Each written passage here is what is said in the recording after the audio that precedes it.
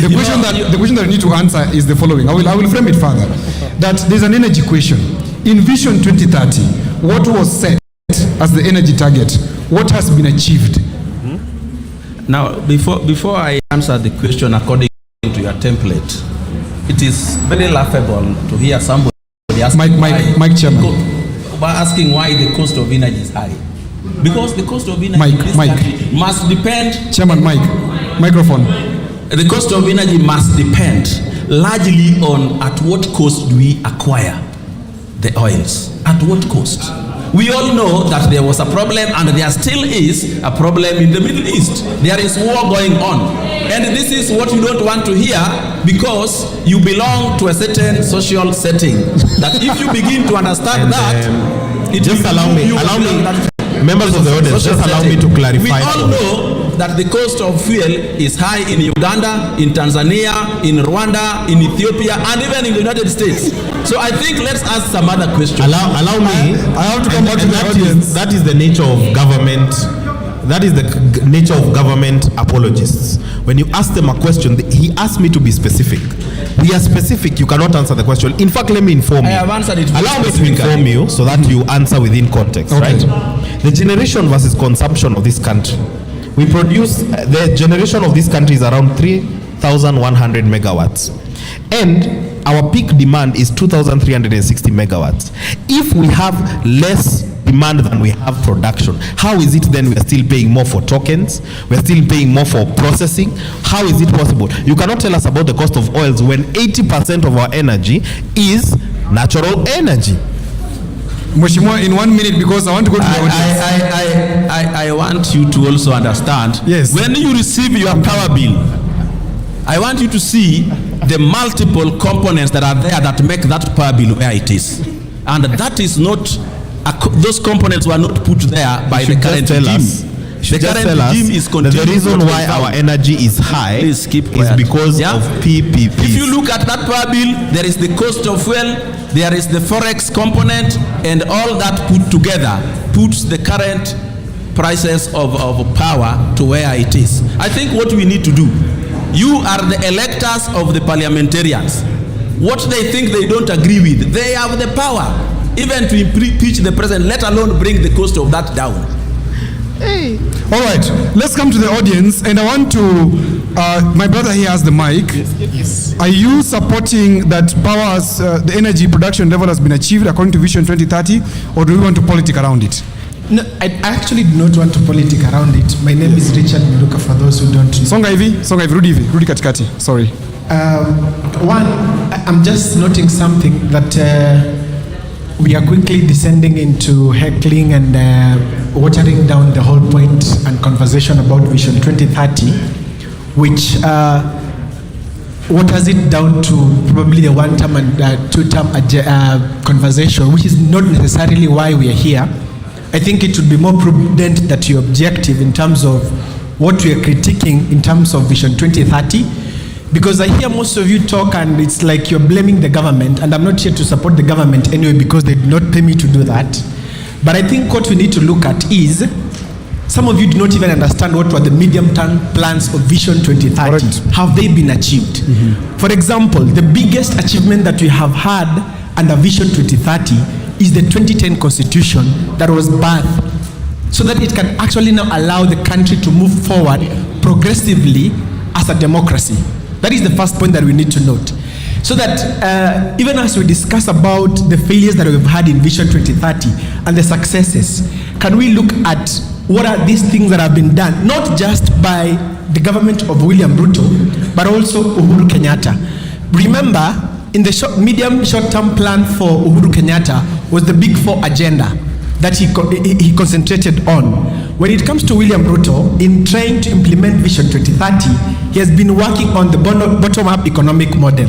That has differed away. But one of the things that probably I want to say as I sit down, Vision 2030 failed on the day Uhuru and Ruto sat down and disbanded the National Council that was supposed to oversee the implementation of Vision 2030 all the way to 2030.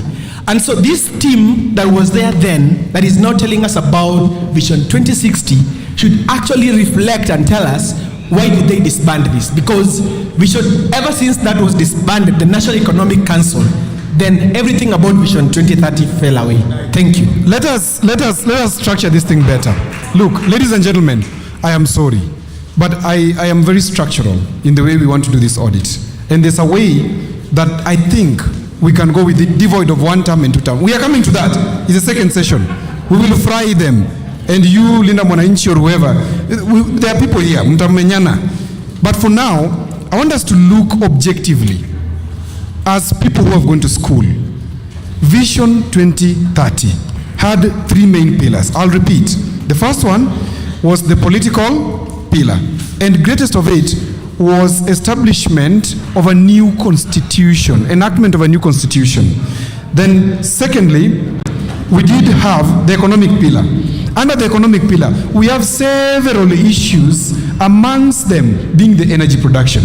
And I think this was a beautiful discussion on the question of, have we achieved on energy production according to Vision 2030? You have your phones, you have the internet, you can Google, you can see and share with us. If you have criticism, let's talk about it. So, I want to go back there. The gentleman in a coat, the one with an afro, yes. Specifically to the issue of energy.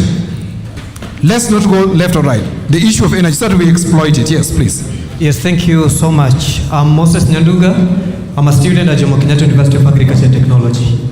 So, before I go directly to the issue of energy, Odhiambo, you'll grant me a little latitude to comment on something the professor on this side was saying, and Odoyo Owiti. We cannot reason about Vision 2030 from our political aspects. And we cannot view the failures of former administration so that we can paint William Ruto as a savior. The facticity of the fact is that the blame games and the failures of Jubilee administration and Kibaki administration is partly the current president, William Ruto. He was part of it and he cannot run away from it. Now, on the issue of energy, I know very well we have problems as a country, yes. But a situation whereby we are trying to have a case study of Kenya, Uganda, and Tanzania and everything. If you have a look at the national energy regulations, policies, and everything that pertains import and export, you'll realize, first, the energy we are getting, majority of it comes from Saudi Aramco company. We have been blaming Iran war and everything. But even as we blame it, the other day you heard about it, we also have a solution. We have our oil in Turkana. Instead of exploiting and processing that oil to help a fellow Kenyan living in Kenya, we are in fact giving it to another company to exploit it. And now, this conversation should not be about one term or two term slogan, because a vision is being implemented to better the life standard of every Kenyan in this country. If we have three pillars, the economic pillar whose basic foundation is manufacturing and agriculture, we have a social pillar which is dealing with health, education and environment. And lastly, we have a political figure dealing with the rule of law, the political perception and public administration. Out of all these foundations of every pillar I've talked about, only one we have achieved, which is the 2010 Constitution, which at the same time has been poorly implemented. Because when we talk about the rule of law, I've never seen anywhere in any part of the world a president coming and in fact ordering the police to shoot the legs of people. There is not anything to do with the law. When we talk about a situation whereby the former administrations have been trying to undermine some part of the country, it's a lie. The first question is, what is your MP, what is your governor doing with the capital which is being disbursed from the national government? All right, I come to questions that are being fired to the panelists. The gentleman here in a maroon top, I am forgetting his name, the gentleman here in a maroon top. Question to the panelists. We have three government apologists here. We have Faith Ken. We have Mheshimiwa Odoyo Owiti. And of course we have Gachagua here, represented by this guy. And we have Professor also representing his interest in the government. All right, shoot your question. Hi Kenyans. I'm Oscar Kambona. I'm a procurement specialist. I think the last gentleman who has spoken has toned down everything And personally, I like sober discussions and I don't like noise. And I don't also like rumors. So, to begin with, in procurement, there's one thing we are taught, and every procurement person knows. When you are given a project, there are stages of every project. There's the first stage, the middle, and the final. Then now, the person who gave you the project will come and ascertain whether you've done it well or not. Still, the same thing is with the government. Actually, government is not a person. Yes, you can't say government is Ruto.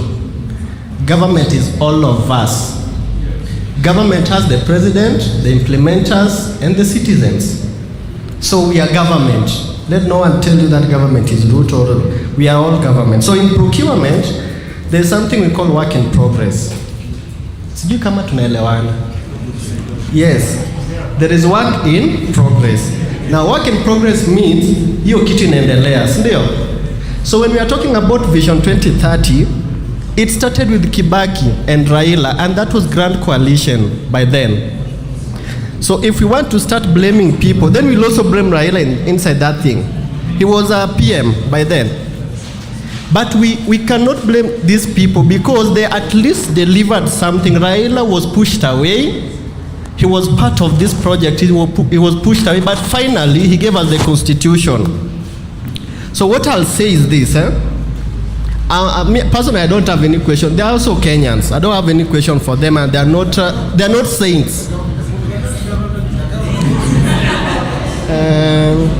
Okay, what I mean, they're also fellow humans like us. They can't actually, even if I ask Owidi to tell me everything that was written in the Vision 2030, there are some that he doesn't know. Same is to me, if you ask me that I tell you maybe a component in that Vision 2030, I maybe highlight a few, and some I still don't know. So let's also bear with them. But what I want to say is, let's give credit where it's due. If we have achieved the 2010 Constitution, that's a tick. Now, in procurement or in BCom, let me talk of now. In BCom accounting. I wanted you to shoot a question. I want to be brief. Because commentary will come. I want us to shoot questions because the audience has questions. So I will take the mic from you. Just a second. I'm winding up. Question. Yes, I'm winding up. To the panelists, which one?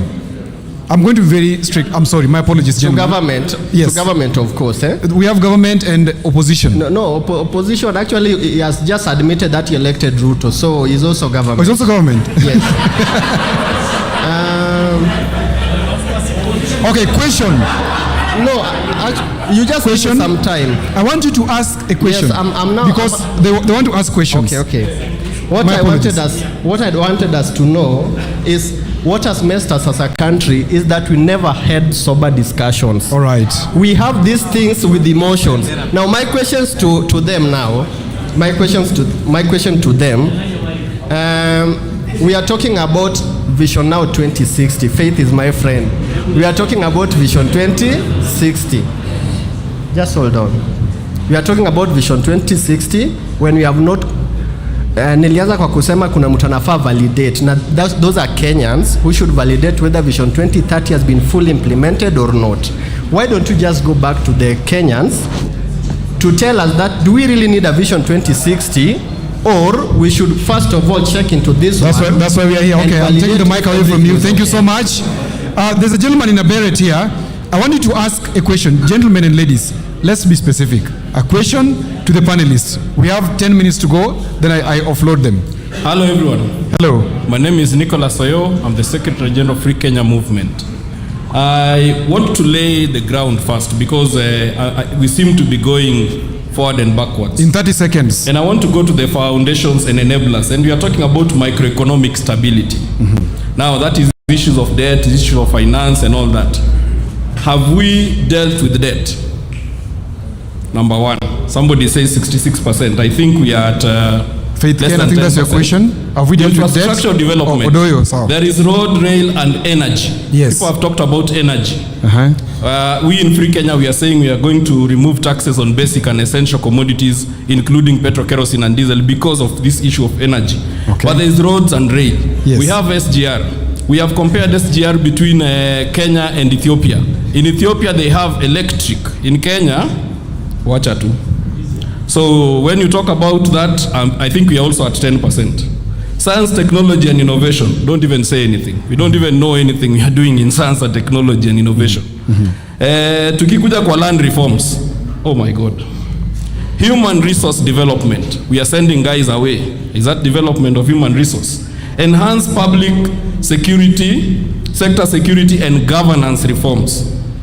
Hiyo ndio politics.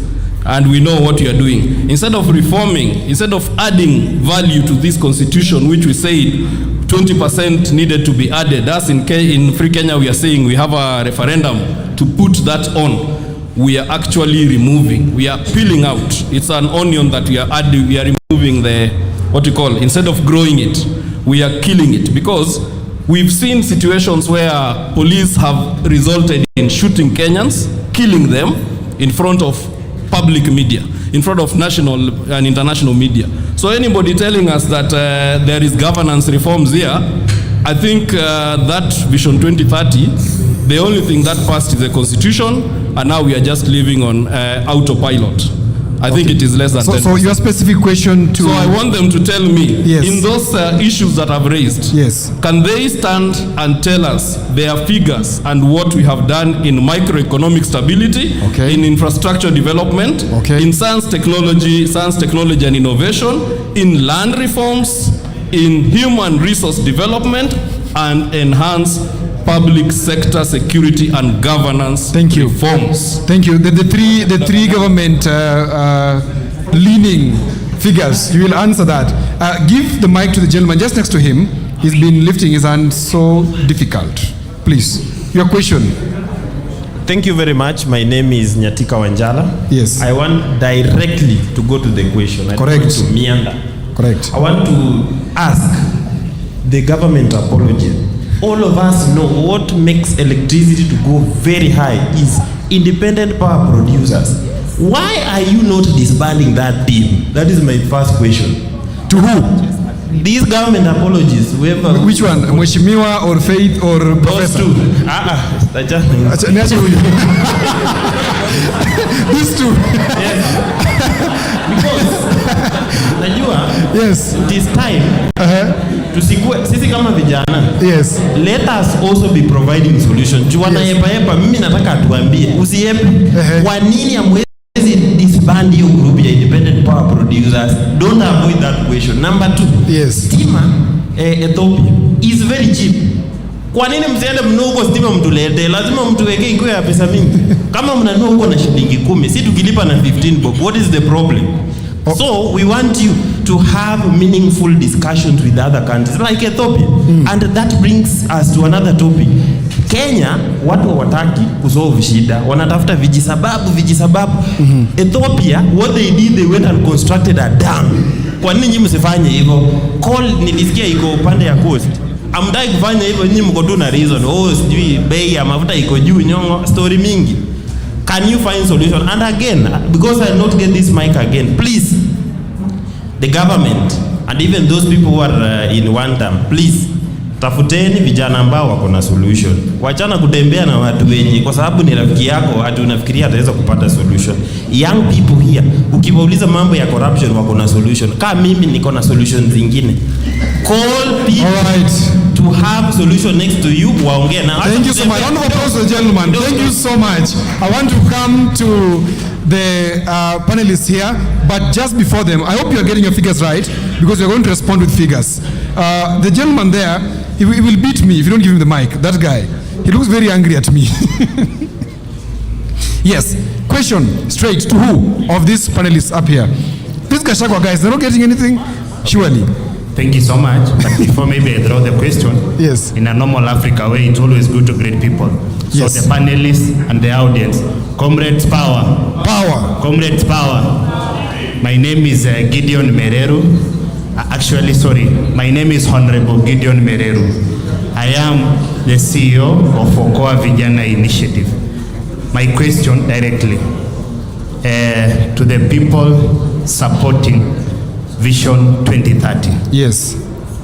Vision 2030 has been in place for nearly 2 decades. I believe they are writing. What specific measurable achievement can you point to that ordinary Kenyans can directly feel in their daily life, especially one, in employment, education, health sector, and the economy? The second question, if Vision 2030 was successful, why are we launching Vision 2060 instead of simply completing an unfinished part of Vision 2030? What exactly went wrong? And now the other question to my friends who are saying that Vision 2030 never works. The first question, you have said Vision 20 did not bear fruits at all. Can you honestly say it achieved absolutely nothing? Or are there specific areas where you acknowledge progress but believe it fell below expectation? Second question, in Vision 2030, if Vision 2030 failed, what do you believe were the 3 biggest reasons for that failure? Poor implementation, corruption, political interference, lack of accountability, or unrealistic target. So I believe when I'll be answered that, it will give me a way forward to think of Vision 2063 or Vision 2030. Thank you. Brilliant, brilliant. Round of applause for that gentleman, tafadhali. Makofi kwake. Very good. I like that. That is a very good line of questioning. I want to come here to this gentleman. The last question here on Vision 2030, because we are out of time for this panel. We need to transition because you have 2 more panels, which are seated right with you there. Yes, shoot. Question. No context, just question. Okay. Yes. Thank you so much. My name is Evans Orwar, a member United Youth Front Initiative. I wanted to say something about the discussion ongoing this way. You asked a clear question. Have we achieved Vision 2030? Correct. And people are meandering about presidents' names, the current and the past. This thing started years back. From the year it started up to date, what have we achieved? Can we as Kenyans genuinely agree, get into these pillars of the Vision 2030, politically, socially, and economically? Economically, in terms of agriculture, how much have we achieved in terms of agriculture? How much have we achieved in terms of infrastructure? How much have we achieved socially in terms of human rights, free elections, and all that? Do we have to make it a conversation about Ruto? No. We don't have to make it conversation about President Ruto. We have to talk about the achievements from that year to date.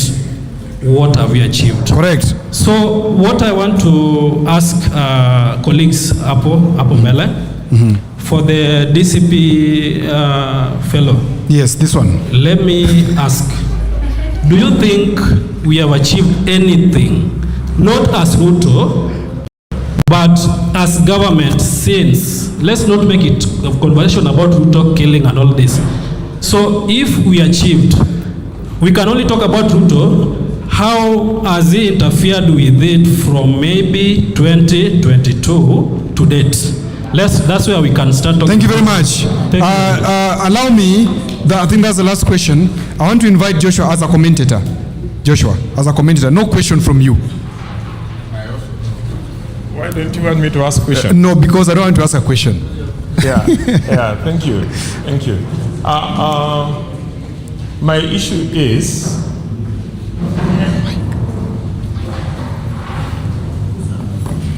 okay, actually, I want to address you on this. I think we are chasing the wrong ball. Why am I saying we are chasing the wrong ball? What happened on 12th was to launch a national conversation. It is not a political party debate. It is not an elite debate between the president Ruto and the opposition. And if we go that way, then we will not be able to converse. Yes. Okay? And I would want to request you as the moderator to kindly depoliticize these conversations. Otherwise, we are not going to get anywhere. Thank you. We will want to please our constituents and probably the people that we owe allegiance to. And when we do that, then we lose it. Okay? Because when speakers stand up and blame President William Ruto for everything on Vision 2030, then we are getting it all wrong. Why am I saying this? Vision 2030 did not emerge from the blues. Before Vision 2030, we had the employment creation policy that was, the ERS that was launched in 2003. And the ERS itself was a product of a process that I was involved in called the Poverty Reduction Strategy Paper that was launched, I think, in 2001. And Poverty Reduction Paper was a result of an earlier paper, came from the I think it was the Interim Poverty Reduction Paper, IPRSP. So what am I saying? That if we start blaming each other and we start asking why the independent power generators have not reduced the cost of power during President William Ruto's tenure, then somebody will ask, when did we give them contracts? And what are those contracts like? Mm-hmm. To what extent do they tie government? Mm-hmm. Okay? Yes. Who are the beneficiaries of those contracts? Mm-hmm. And those are complex issues that will completely divide us. Yes. When you want to say that Kenyans are suffering more than under Ruto than under the previous president, then I would want to take you, because we say that we need to refer to data. Mm-hmm. Go to a report done by the National Bureau of Statistics and the Society for International Development. That report was published in 2013 at the end of Kibaki era. It is called, I think, pulling together or pulling apart. Mm-hmm. And just to give you a snapshot of this, to show you that we will go the wrong way if we go that way. That as Kibaki ended his tenure, and some people want to tell us that Kibaki was the best president that Kenya ever had. Yes. Okay? Yes. In life expectancy, and life expectancy depends on access to hospitals, access to labor wards, access to food, infrastructure, and so on and so forth. Mm-hmm. Central Province had 63.7 years in life expectancy, while my region, that is Nyanza, had only 47.7. Okay? And so the question is, was that an equitable delivery of services? Then when we go to income poverty, Central Province had 35.3% income poverty. Nyanza had 70.9%. We had a government in office. We had a president. Then when we went to electricity access, in Central Province had 19.2% of its population had access to electricity. Only 5.1% in Nyanza had access to electricity. Mm-hmm. When we go to secondary enrollment, 37 points in Central, Nyanza had only 23.5%. I finish by saying that even in employment, unemployment in a county like Thika was around 2.9%, while in Nyanza it was 15.4%. It got worse at the end of the Uhuru regime. My point is that we need to audit the past, but let us audit it objectively. Yes. And the question is, do we need another vision? My view is that we need a vision. Why do we need a vision? A country always needs to have a development vision on where it wants to go, the dream of where we need to go. The question is, does Vision 2030 effectively give us that vision. The Vision 2030 was developed in the pre-2010 constitution period. It was developed in the pre-AI and even pre-social media period. It was developed in the pre-climate change period. It was developed in the pre-population explosion period. And therefore, it might not represent our future. So my view is that we need it. The question then, the next question is this the right time? And there are arguments that this might not be the right time because we are facing an election. My point is that there can never be a right time to refine your vision. It should have been better yesterday, but it is good to have it today. It would be worse to postpone it to another day.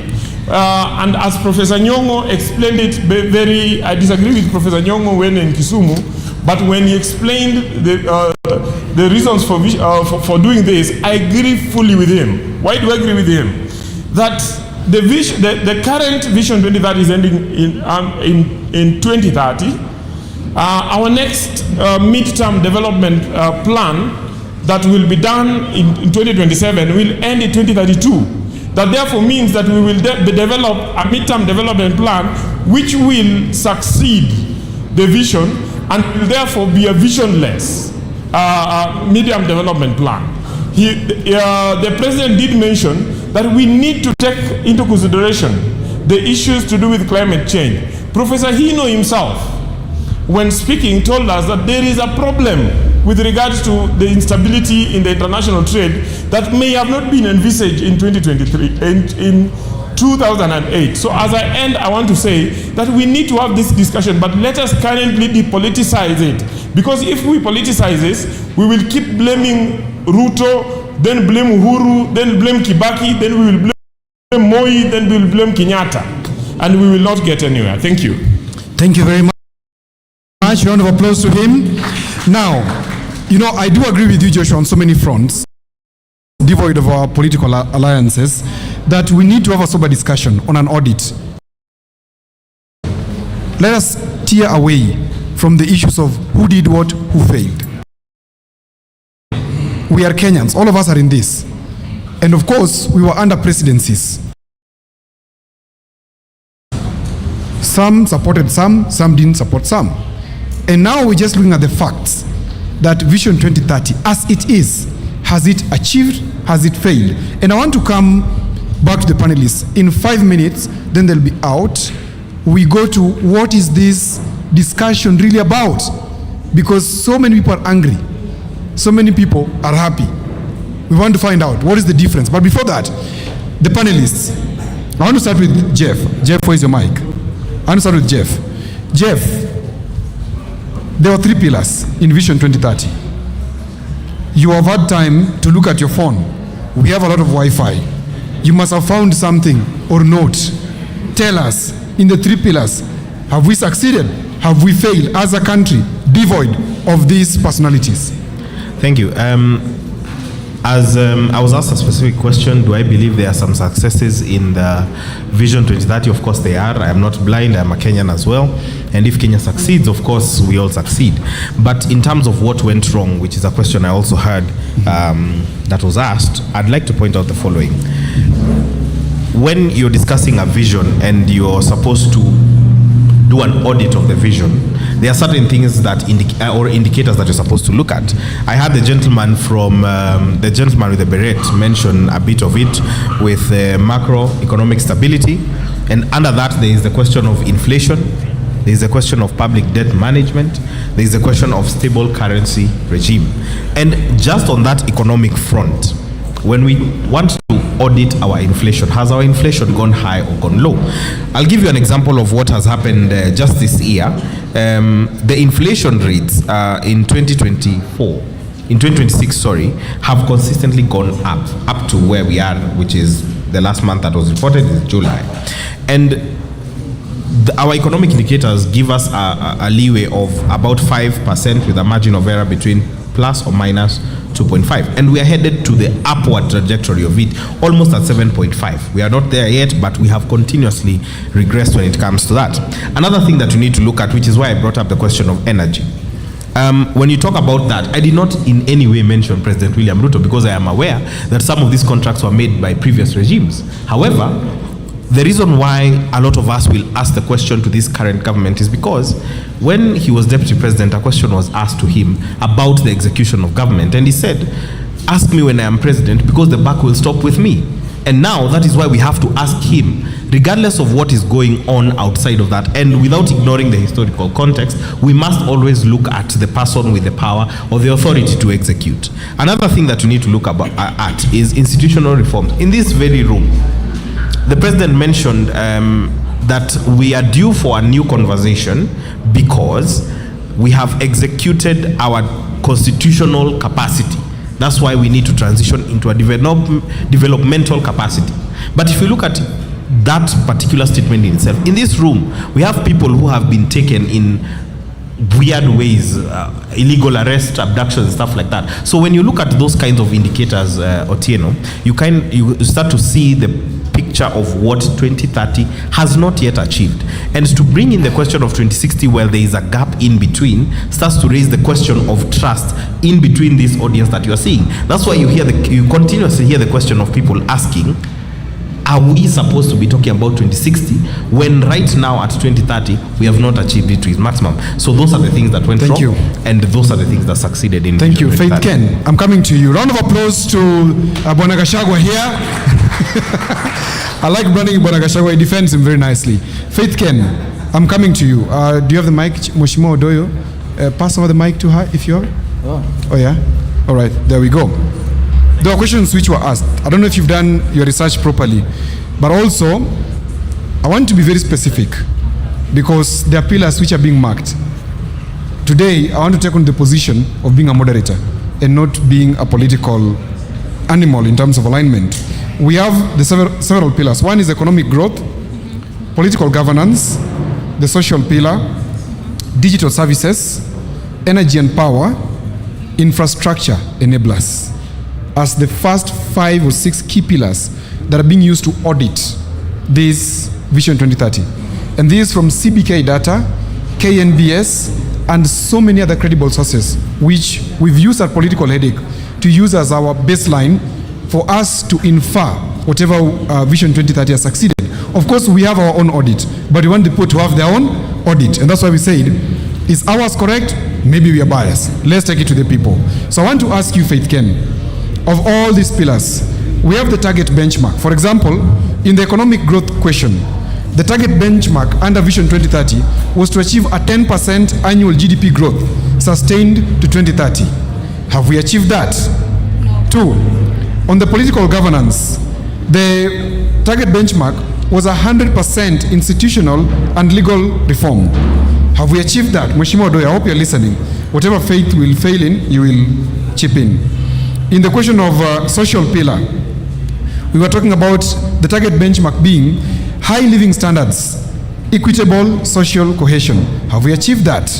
In social, that's in the social pillar. In the digital services, we're talking about universal access to digitized public services.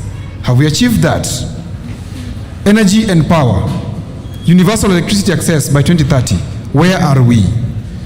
Infrastructure enablers, world-class transport and logistics corridors. Where are we?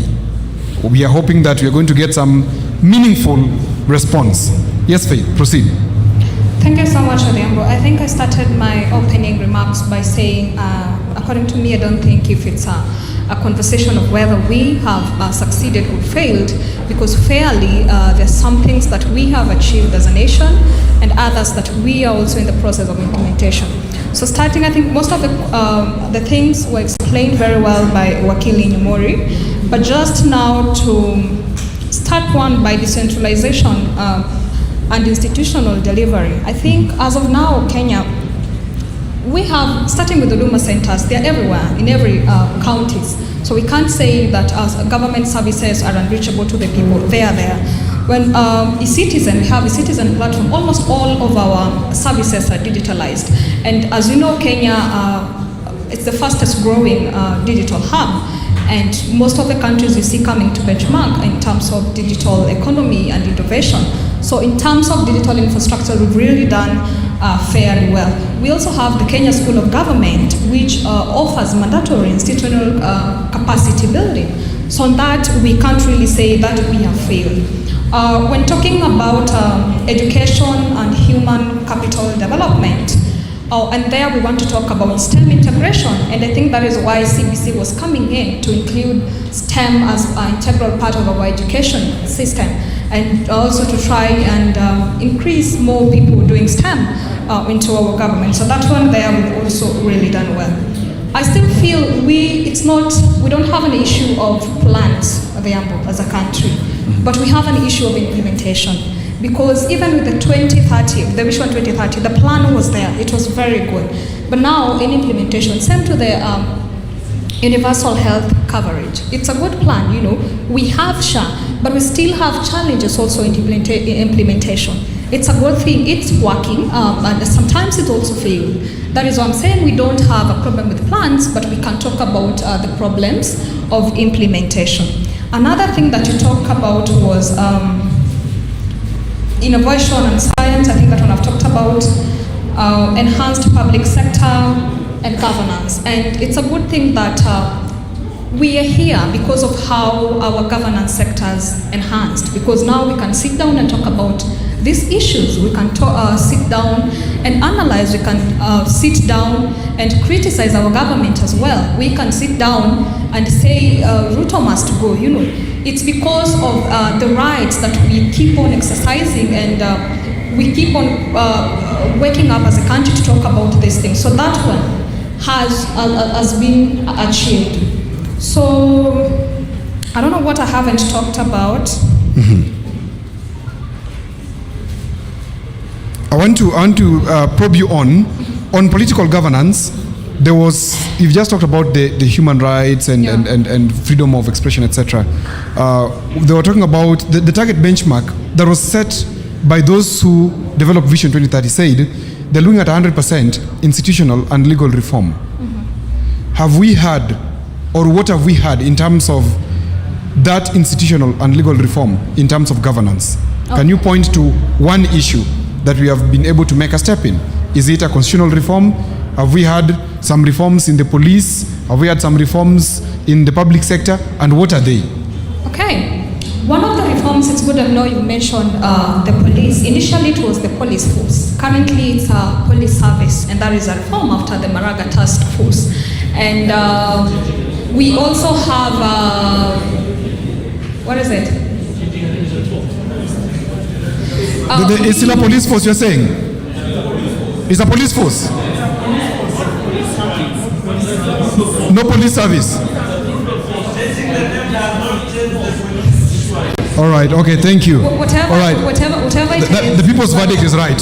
All right, continue. The fact still remains that it was from a police force to now we have a police service. And after 2022, just allow me finish. You'll have your time to talk about. Yes, you're coming to it. Yes, please proceed. Yeah. Post 2022 is now when we have the autonomy of the police service.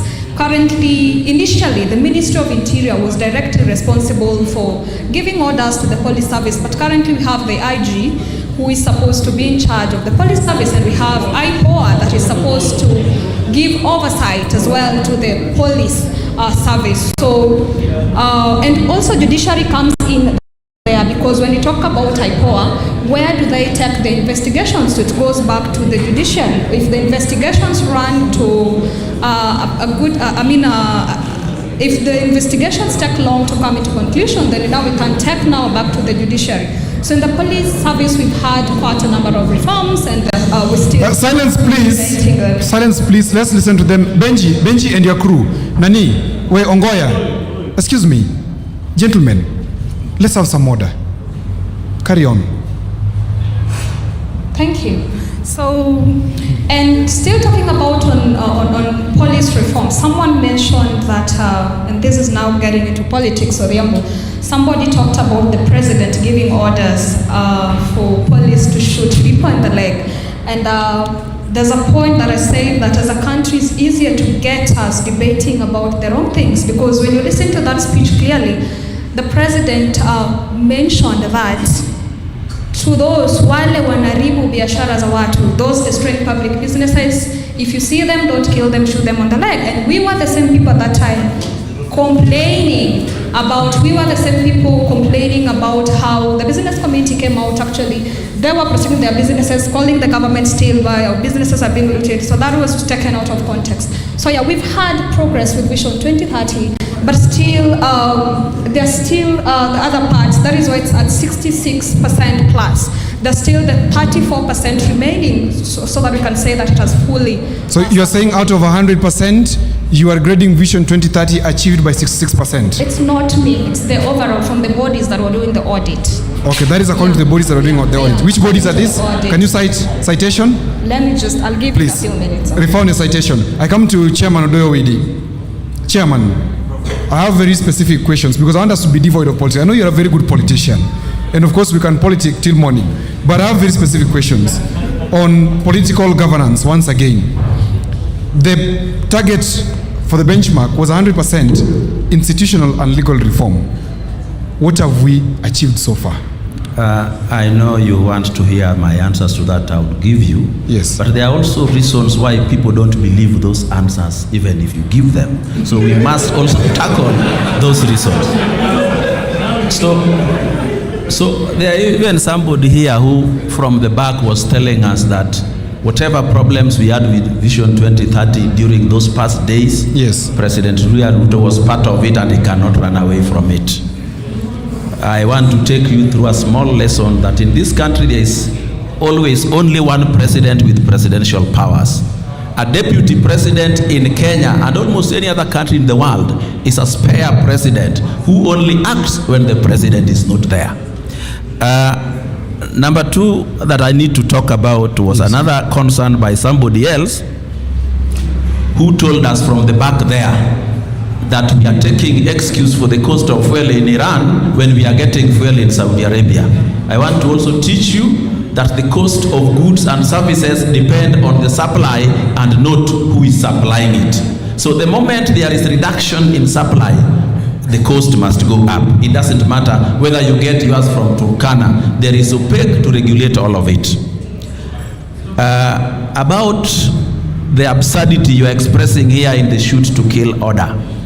I don't think President William Ruto, when I listened to him, he was talking about shoot to kill. Wait, please, just listen. You are told to listen quietly first. I remember him saying, watu kama hawa. And before he said watu kama hawa, he was talking about looters, he was talking about arsonists. And then he said watu kama hawa. Instead, wait, boss. Boss, I will give you the time. And when he said watu kama hawa, when the media came to report it in the evening, they started telling us the president has ordered shoot to kill. And let me tell you, in 2005, John Michuki ordered shoot to kill, and actually the Maasai was shot in Enosupukia. In 2008, Uhuru Kenyatta ordered shoot to kill, and people were killed in Turkana. Next, somebody, okay, you have protested. Somebody also asked, have we dealt with debt? All right. How long do you want to protest? Ladies and gentlemen, we are disagreeing. You have protested, so wait and listen. Okay. So let him carry on. Next, that voice has been heard. Somebody asked, have we dealt with debt? Yes. The kind of debt a nation like Kenya has is not something you walk, draw money in the bank and pay. It will have to be paid over a period. Recently, I had somebody, I think from Savannah, arguing that Uhuru left a debt of 9.5 trillion and now it is 12.5 trillion. So President William Ruto has borrowed 3 trillion. Please, those debts have interests. Next. There is also somebody here who said they will be removing certain taxes. As we said today, we borrow because the taxes are not enough. Next. There is also somebody here. Wait. Chairman, hold on. I am giving you opportunity to have something to say after me. So just be quiet, listen carefully. Excuse me, Chairman, hold on. Excuse me. Gentlemen, we are not going to say only what you want to hear. Those ones that you don't want to hear are the best for you. Chairman, hold on.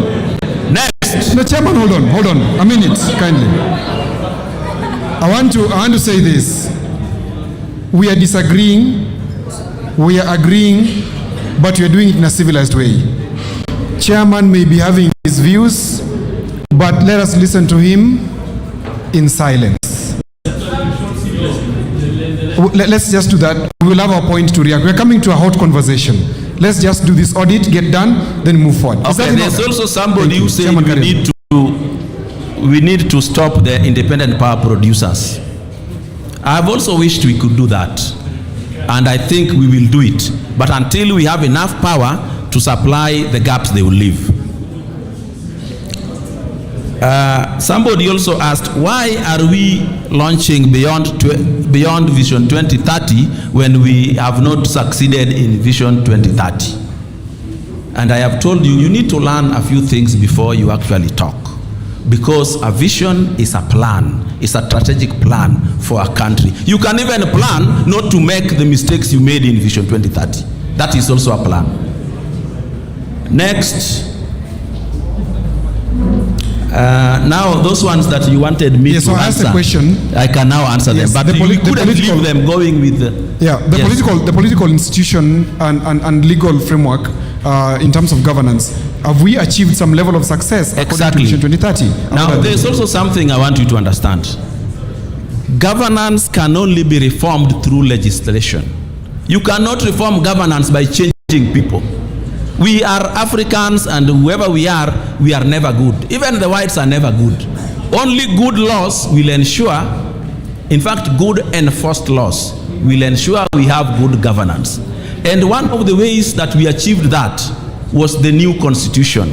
In that new constitution, we had judicial reforms, and we had what is called law enforcement reforms. When you reform a police force into a service, you must also do what is called rebranding them to sound different. It is not just enough to say we have put now new rules. If you look at the police standing orders, the rules were changed. You can only shoot as a last resort. In fact, before, the police were asked to use the gun to protect life and property. These days, it is no longer under property, it is life only. So those are reforms that are necessary. All you need to do as a citizen is ensure that those rules and laws are obeyed, not blaming people. President William Ruto cannot himself become a policeman, become a judge, and become everything. There are institutions which are independent. There are institutions in this country which are independent, which he cannot fire. The president cannot fire the chief justice. Today, the president cannot even fire the head of police. Today, the president cannot just wake up and fire anybody. So it is upon you to ensure that those institutions perform their roles, and if they don't, you know what to do. Thank you. Good. I come to Jeff. Jeff, your leader was once part of a government. And of course, he must have had his contribution to the achievement of Vision 2030. And I want to ask you specifically on the social pillar. The target benchmark was to achieve high living standards and equitable social cohesion. Would you say that something that he contributed to led to equitable social cohesion and high living standards? Sorry, please repeat. I'll repeat the question. Or rephrase it rather. Okay, I'll rephrase it. Yeah. Social pillar. The benchmark is high living standards and equitable social cohesion. Of course, right now, this is not framing this question in this fashion. Your leader is one of the people who are advancing very much for reforms. Now, taking accountability in the past, how did he contribute to the Vision 2030 in terms of ensuring high living standards and equitable social cohesion? Well, on that one, I partly, I guess my every instinct agree with Owidi on that one. A vision is as good as its vision carrier. Okay. And at that time, the vision carrier was candidate William Ruto. So the whole plan about living standards was a plan advanced by William Ruto, and that translated into the housing program. And the reforms that are being instituted now or are being proposed now are reforms to the effect of the fact that you yourself have admitted that the housing program needs a bit of adjustment. That it changes from affordable housing to social housing. Those are the kinds of reforms we are doing. And then one of the main pain points for us as a party is when every plan is turned into a personal business venture, where it is the president or the people around the president that benefit from this kind of thing, because it raises a dangerous precedent that the most lucrative profession in this country is going to be, for years on end, going to be a politician, because then you admit that if Odhiambo tomorrow becomes a president, then me as Jeff, as his friend, then can benefit from the government. And that is why you're seeing us have a trust deficit with this government, because as I've mentioned, the vision is as good as the vision carrier. If you look at what is being proposed now, and this is a pain point that people are having, it's not only on the idea of Vision 2060. These Kenyans here are not stupid enough to say that we do not need a plan as a country. However, who is the vision carrier? When you hear the president stand in front of the microphone and tell us that we need to now adjust the constitution, whereas the proponents we are coming to Vision 2060. I admit, and I'm landing this point. I'm just asking, I want us to restrict ourselves to this audit. Yes. Because the president, of course, is talking about something. We're coming to that. Yes. Don't worry. What I'm asking, in Vision 2030, under the social pillar, what is your assessment of achievement of high living standards so far and equitable social cohesion?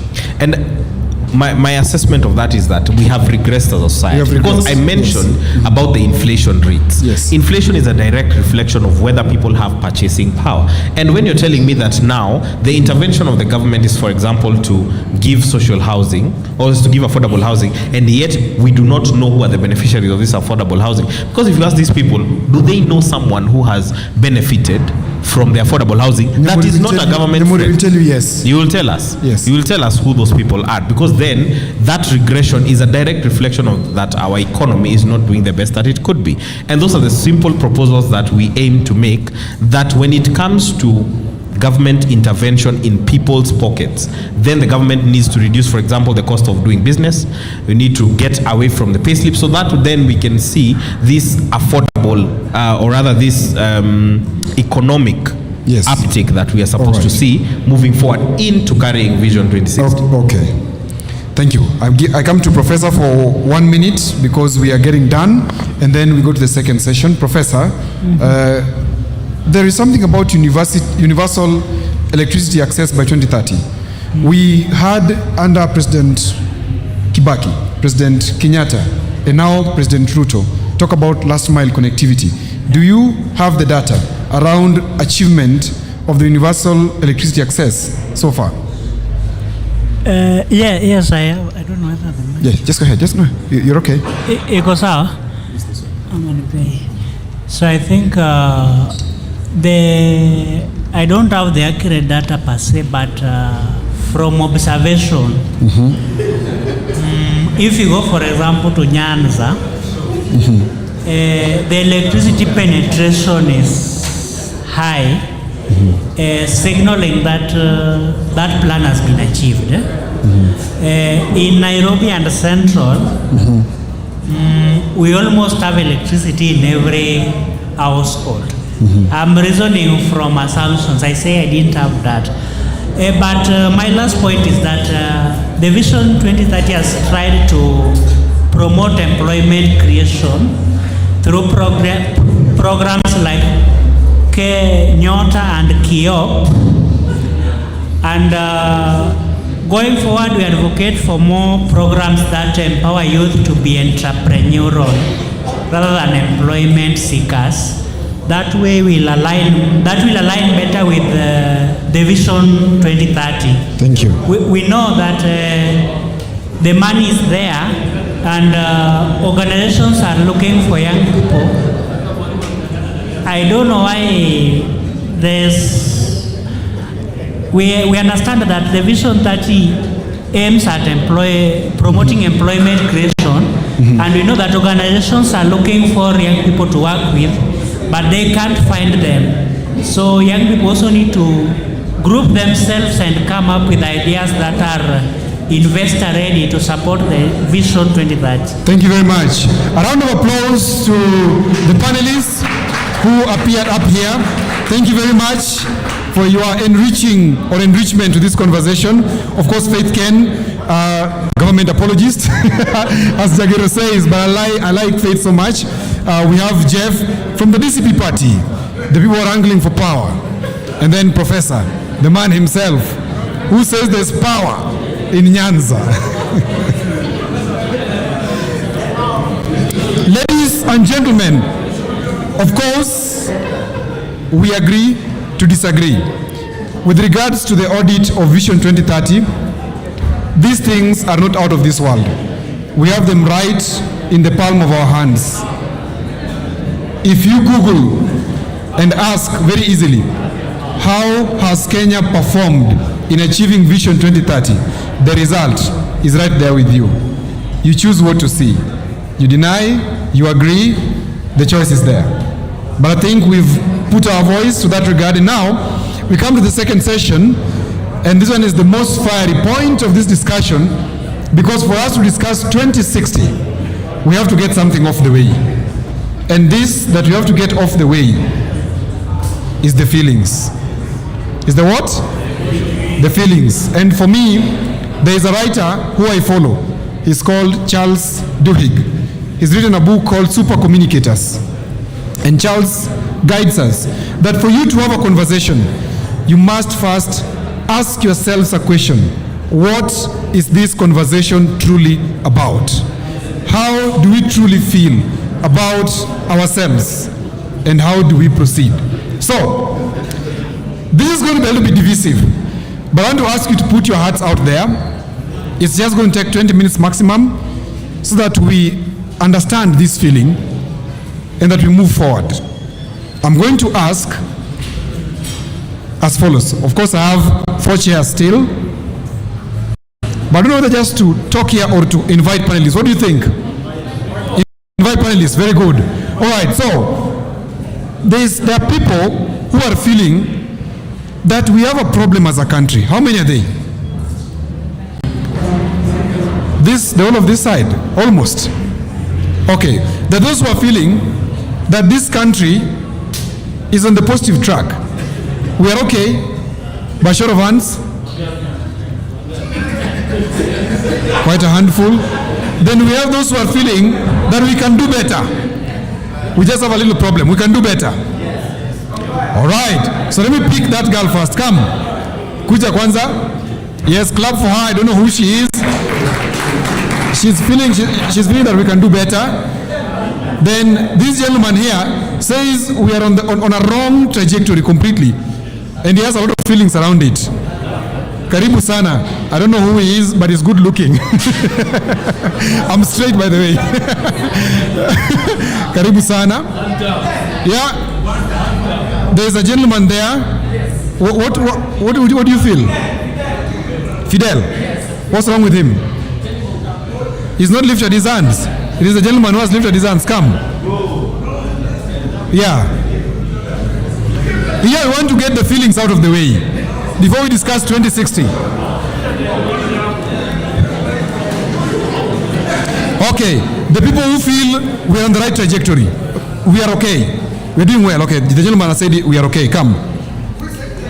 This gentleman, no, don't be an anarchist, bwana. Surely. Yeah? Alionya. Nichukue Alionya.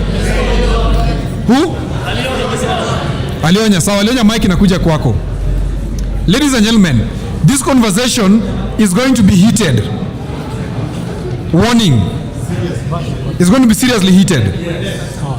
I want to ask you, because it is going online and we can receive strikes on our channel if we use profanities, number one.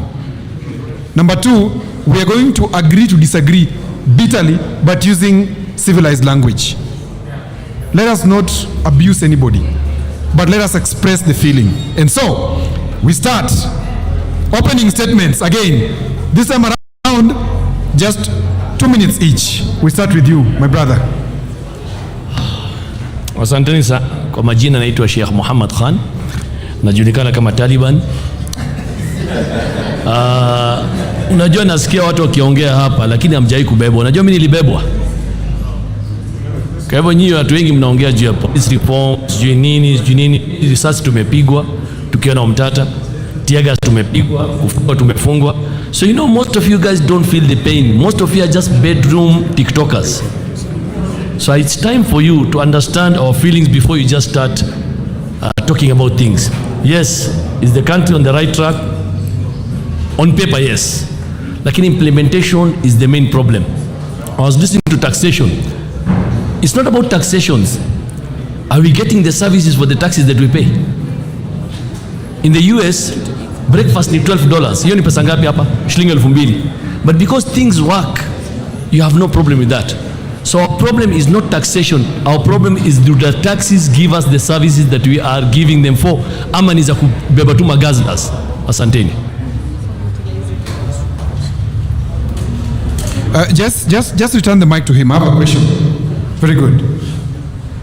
What is the feeling that you have about the country? The feeling that you have about the country, not about an individual.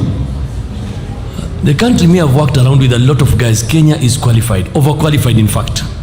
But we have got the wrong people in the leadership positions.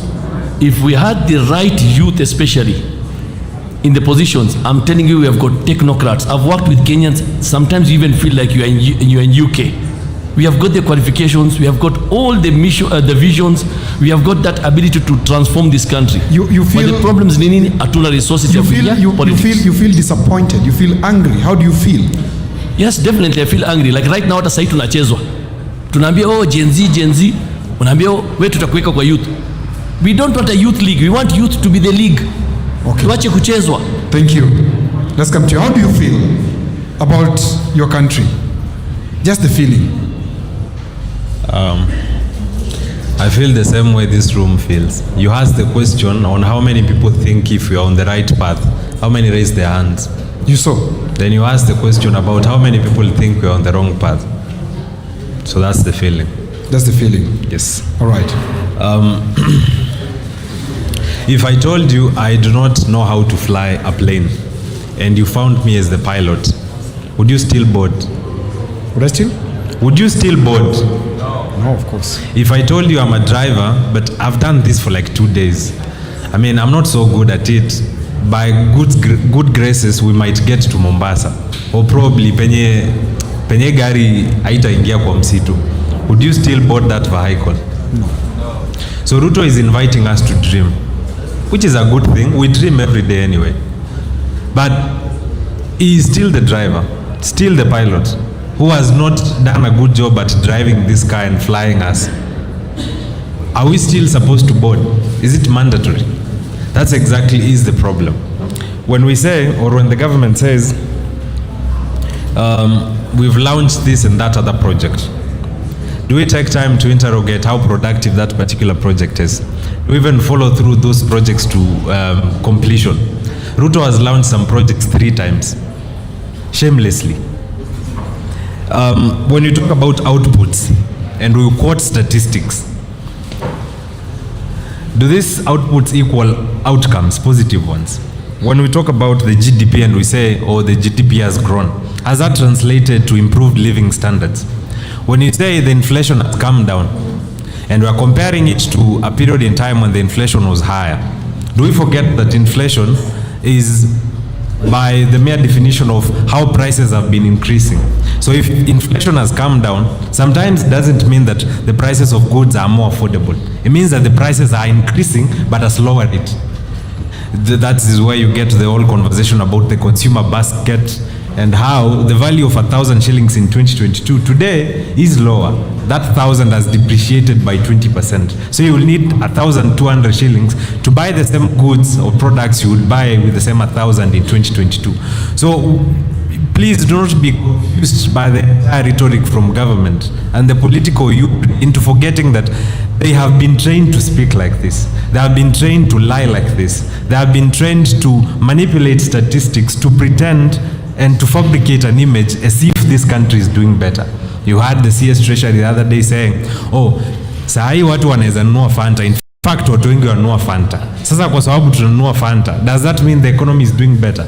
When other countries quote realistic macroeconomic indicators, our own CS is quoting the consumption of Fanta. He has forgotten, labda tunanunua Fanta kwa sababu hatuna pesa ya lunch. We've substituted our lunch with soda, which is cheaper. Labda tunanunua Fanta kwa sababu hatuwezi afford more expensive energy drinks. Thank you. Thank That's you. exactly where we got it from. From where I said we will not got it right. Yes. Maybe there is a level, I would not say that's not right, but it is below her. The dereva ambaye anaendesha gari vizuri kwa subiri, ana experience, siwezi kukubaliana na bebe ya. So your issue specifically and your feeling is manifested in the way President Ruto is carrying out his activities of leadership in this country. President Ruto is a good market. If it's all this power which costs for around 5,000 shillings, you would buy it at 100,000. That is what he's good at doing. He's good at marketing stuff, which is a talent, which is commendable. It's a good thing. But then do not oversell what there isn't. That's the problem. All right, thank you. Let's come to the lady here, the only lady on the bench. Makofi kwake. She's a positivist. She's saying, well, something. How are you feeling about the country? Are you disagreeing with the pessimists on your right? Good evening, everyone. I'm sorry, of course. Let's go ahead. Good afternoon, everyone. Switch it on. Good evening, everyone. My name is Grace Kamau, and today I'm going to introduce myself in just 3 words. I'm going to introduce myself, number 1, as a voter, number 2, as a woman, and number 3, as a member of a political party. Do I feel like the country is going well?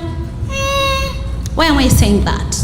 In 2022, I was among the few people from Nairobi, to be specific, Roysambo County, who were supporting Raila Amolo Odinga. We lost the elections. September, I was petitioner number 4 at the Supreme Court in defense of the late Honorable Raila Amolo Odinga. Mind you, I am from Lima, and I supported His Excellency the late. I was later appointed to sit at the board of the National Government Affirmative Action Fund, which is whose patron is Esther Muthoni Pasaris. Don't forget, I'm still a member of Jubilee Party. I'm from Lima. My boss is in ODM broad-based. So when you ask me how I feel about the government, yeah, thank you. I like that. Very, very eloquent. Makofi. Hey.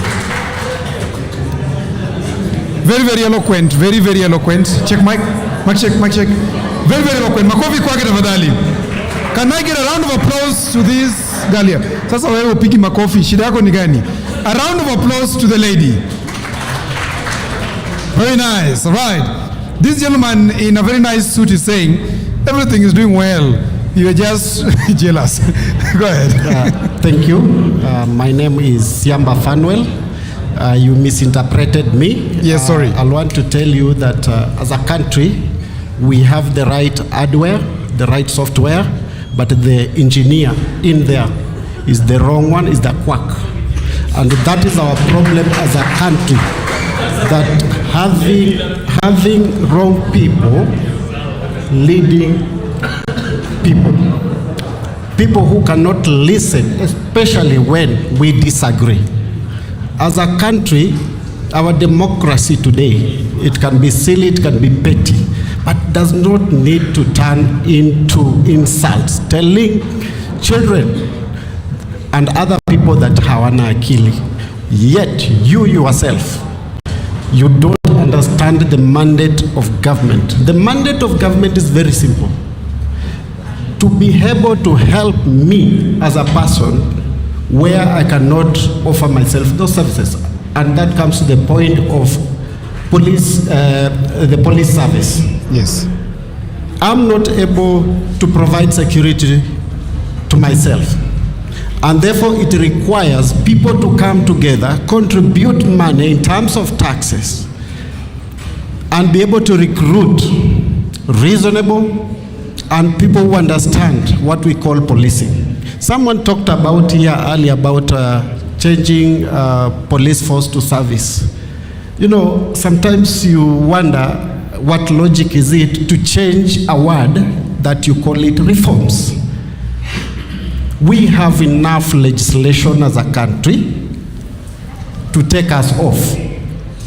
Because when it comes to policy reforms, let us look at the environment even when we recruit them. Today, many people who have been recruited into police service, 99%, they have parted with money to go to Giganjo and Embakasi. Is that the country that we want? Those are the questions and the conversations that some of us will be going to the ballot and asking ourselves. It is beyond Ruto, it is beyond Sifuna, it is beyond Kalonzo. It is about we, the people. What defines us?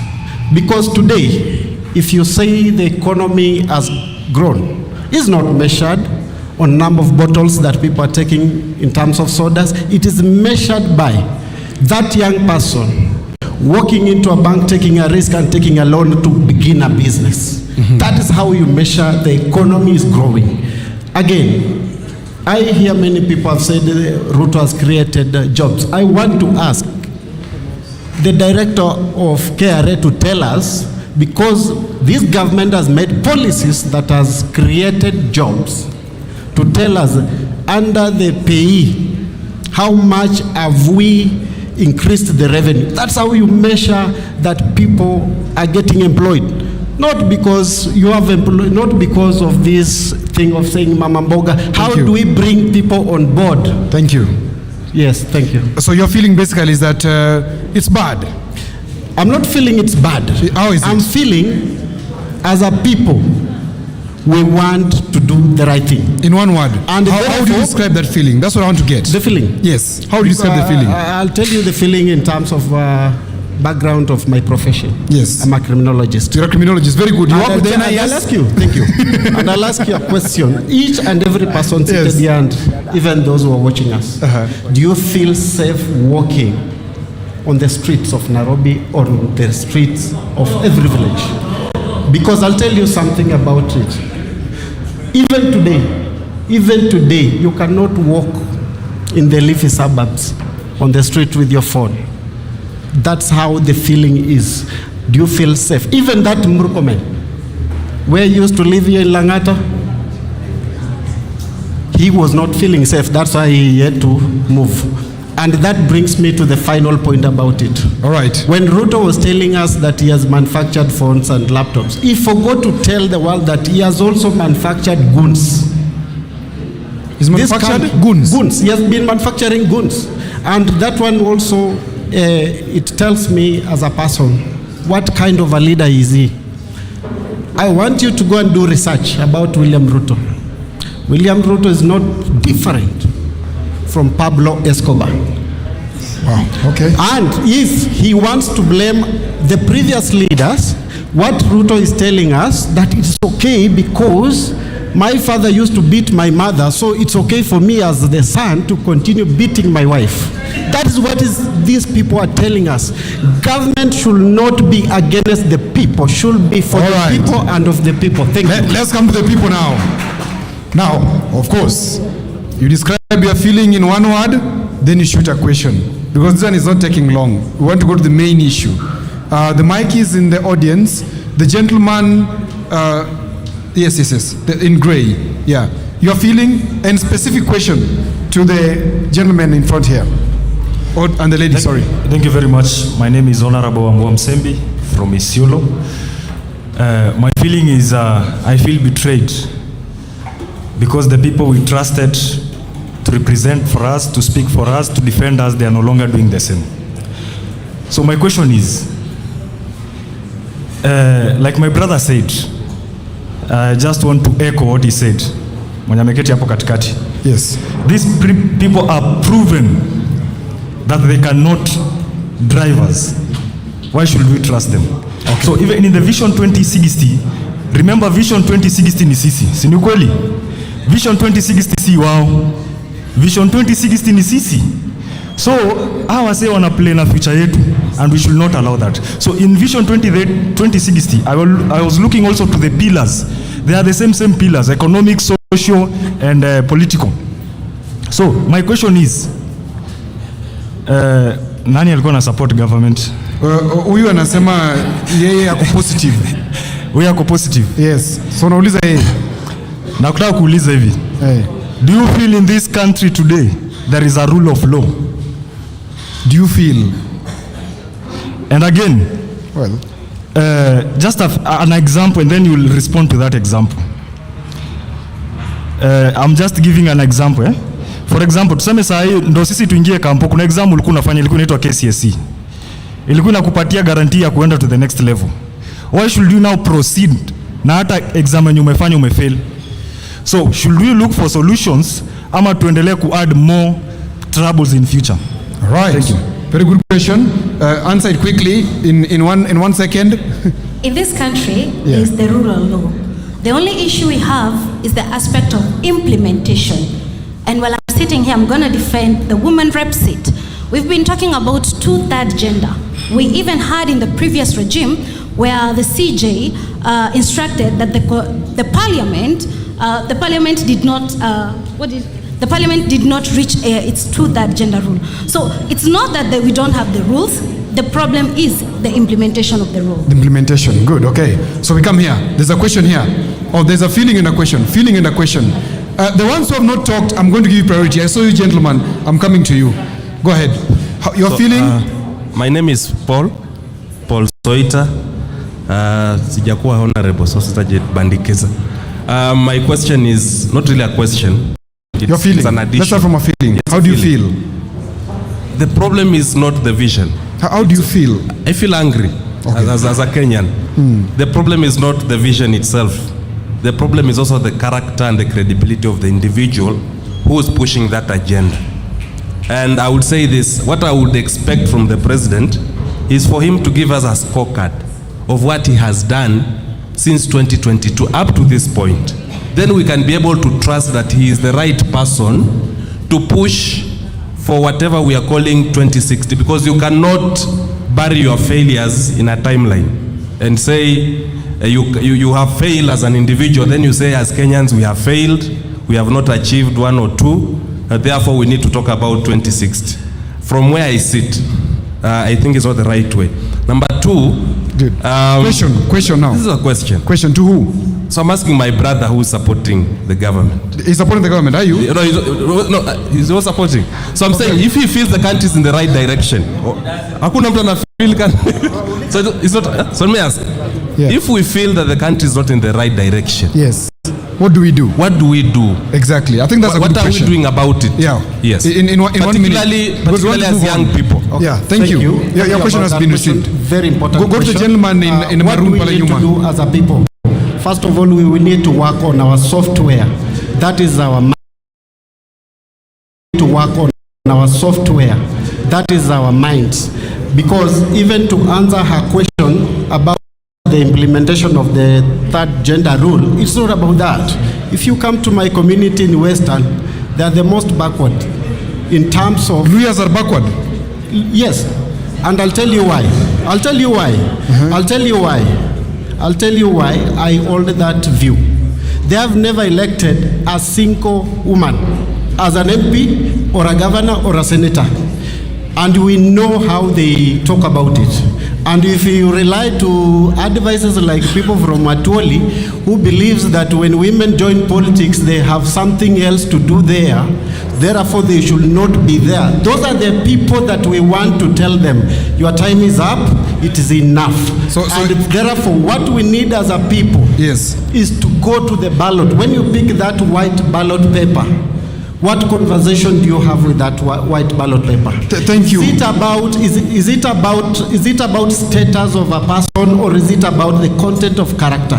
That is what we need, so that we define you as a person. Are you honest? Are you transparent? Because even when you look at the things that we are doing as a country today, yes, they are just opaque. Are you even today, the other day, there's someone who wrote to Parliament to seek details of prayer breakfast budget that was for 3 million. Parliament wrote back with an excuse that the details that this person wants, it contains personal details. But personal details with our money. Is that the kind of attitude, dismissive attitude that we want so to deal you with? feel that the solution is that we need to be more open? People need to take the lead, not the leaders. Do you feel? Yes. Let me just ask you a further probe. Yes. All of us seated in this room, for example, Yes. and it's a position I've occupied before, Yes. will agree that there's a problem in terms of the voters. Yes, because there is. whatever There we is. have in parliament is a There direct is. reflection of the kind of people we have who are voting, We're right? actually the one giving birth to So I this want to ask you a leaders. question. Yes. Do you believe or do you think there is dissonance between people like you, yes, who understand what it means to get a leader to power, and the person who turns up at the ballot? Yes, exactly. And how do we solve that? Exactly. Because we hold accountable our leaders at the same time as a voter who holds me accountable. That is the question. It is about us answering, not me alone, not the There's other. a question I'm asking you, Yes. but you're not answering. I will Yes. repeat. Just allow me to ask. Come up again. I want to ask you so that he answers. All of us seated in this room are almost all of us learned, si ndio? Hakuna mtu hajafika form 4 ama ana diploma hapa. Yes. But we are having headache, political headache of a particular type of a voter. True or false? It's true. True or false? True. Because you may not take 100 shillings from a politician, but there's that one who will take the 100 shillings and it means everything to them at the ballot. Yes.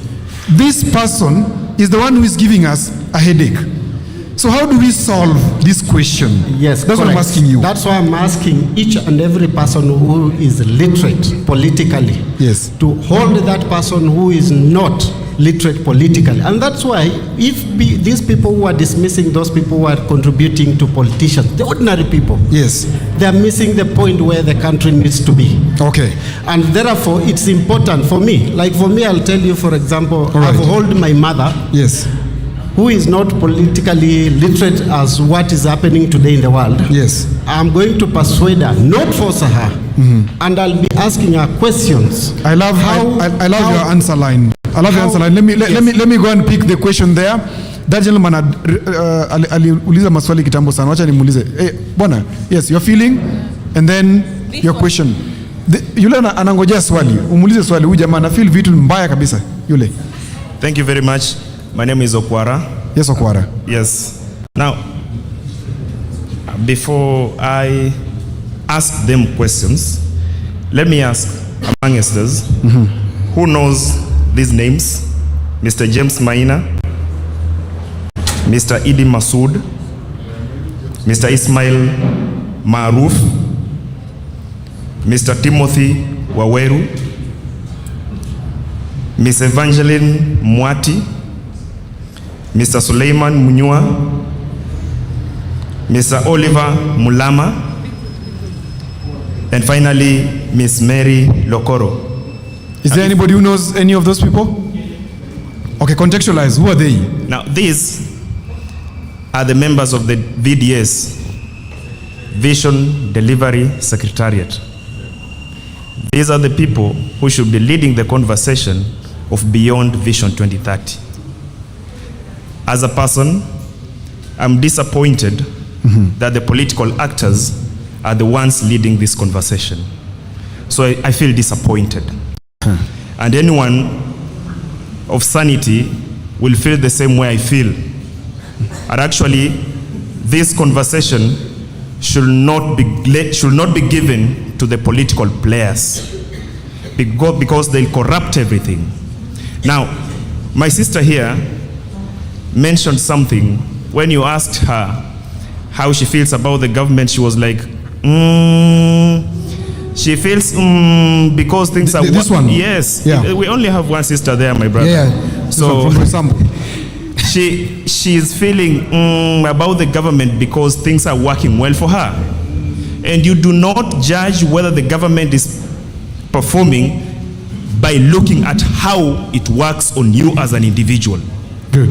Just because you are serving in a certain position in a government, just because you are serving you're working with some people in government, should not give you credit to tell us that the government is performing. Question. My question is, to my sister still, because I don't have a problem with any one of them. who is The not feeling is correct. mutual between you and the others. Yeah. Now I'm posing a question to her. Yes. I want you to understand before I ask a question. Last year, the Kenya Human Rights Commission, through their report, Who Owns Kenya, put it clearly that 11.4 of the Kenyan arable land is arable, 11.4. Then out of 11.4, 0.1% of Kenyans occupy 39% of the 11.4 of arable land. 98% of Kenyans occupy 46% of the arable land. 30% are homeless, are landless. If we are working to achieve the economy of our country, right, what has the government done to resolve that matter? Do you have an answer? Remember, if you don't have it, I don't have. I'm asking that question yes, against the backdrop that William Ruto, during his campaigns, he said he's going to ensure that every land that was stolen is returned to the Kenyan populace. So I'm asking a question. How far have we reached with this agenda? Thank you. All right. Thank you. That's a good question. Do you have a response? I do have a response. Yes. When I said, and you've said that, I'm only saying that because of the position that I serve. If you are here, I say one thing. I'm going to reason like a voter, and also I'm going to reason as a member of a political party. As a voter of Resambo, and also as a board member of NGAF, if there's something that I did a survey the moment I was appointed. And Resambo has almost about 160,000 registered voters. Under the seat of women rep, I am supposed to be allocated a budget of about 200,000. That is a budget of bursaries peke yake. So in a population of 160k people, and I'm only allocated 200k money, how am I going to distribute all that to all the 5 wards of Resambo? So I am not serving my interest, I am serving for the interest of the people of Resambo. Again, let me reason like a voter. Voter atanikujia akisema you are sitting on a board and we don't get bursaries. It is upon my responsibility as a board member to issue civic education to that voter, kumwambia this is the money allocated to the seat of the women rep and this is how it is distributed. On the issues of land, I was not for this administration. I never supported this regime. So whatever promises that Dr. William made and he has not implemented, it is upon the people who voted for this regime to answer that. Thank you. I think it's a fair answer. Hey, Achieng, that is off. No. Give back the mic. Order, gentlemen. Give the gentleman who is there. He knows himself. Please. Some order. Thank you. Yeah. SK Kajwang, the founder. I want you to ask the gentleman a question. The one on the far left. The founder of A New Nation. One of the greatest successes of our country is the new Constitution 2010. And that Constitution is not a preservative of the president. It is not a preservative of the opposition leader. It is not a preservative of a senator. It is not a preservative of a member of parliament, nor is it a preservative of the member of county assembly. One of the provisions of that constitution is devolution. But still, Turkana is still known for poverty. Narok is still known as a tourist destination. Kakamega is still known as a county that transports its young people to come to Nairobi and search for employment. What is this disconnect that what the Constitution provides is parallel to what is implemented on the ground? The governors are elected by the people, as John Locke opined. Right. Government derives its just powers. Question, because we have 45 minutes remaining, literally. Yes. Question. So my question is to the gentleman. Yes. So why is devolution really not working? Why is there a disconnect? Good. Thank you, gentlemen. In 1 minute, because you're moving to Vision 2060 immediately. Gender balance. I'm coming. We still have 45. Go ahead. I can hear you. Basically, I work with Team Love. So We have already seen why devolution is not working. They have resources, but they end up in logistics. The salaries that we pay, the budget for Nairobi, 42.8 billion a year. We have a population of Nairobi during the day 7 million, during the night 5 million. So 2 million come from outside. If 5 million people were just being charged 1,000 shillings, 1,000 shillings, that would mean 5 million shillings per month. So per year it comes to 60 billion. So for 60 billion, you should get all the services that are due for the road. Garbage collection, free water, free water, sanitation, healthcare, and education. These are the 5 main bases that every human has a right to. So ask yourself, 1,000 shillings per month. Even I think the lowest paid person in Nairobi can afford that. But what is happening? And remember now we're still not gone from the 15% in the national revenue. This is just in Nairobi. So the problem is not with that we don't have resources. We have more than enough resources to last this country. The problem is how they are implemented. Thank you. 60 billion, Yeah. 60 billion. If you pay 42.8, unabaki na ngapi? Karibu 18 billion. 18 billion hata nikikula na watu wangu na kaunti assembly yote bado tumeshosha. Thank you. Thank you so much. A round of applause to these wonderful panelists. Kindly proceed and take your seats. Asanteni sana. Of course, we feel it. Even me, I feel some type of way, as you've said. But can we do better? Yeah. It's never cast on stone. Now, the last bit, because Baraza Media love our partners and thank them so much. They've given us up to 6 p.m. on the dot. We have to break at 6 p.m. This is the most important sector or section of our discussion. Vision 2060. Mundalo, I want you on stage. Mundalo, come on stage. Mundalo, come on stage. I know Mundalo, I'm calling him because he's a deductive reasoner. I want him on stage. Allow me to unpick on that one only. Nyamori, do you want to be on stage on Vision 2060? Nyamori, come on stage. Now I want to give the ones who don't agree with Vision 2060. You don't agree? You don't agree with Vision 2060?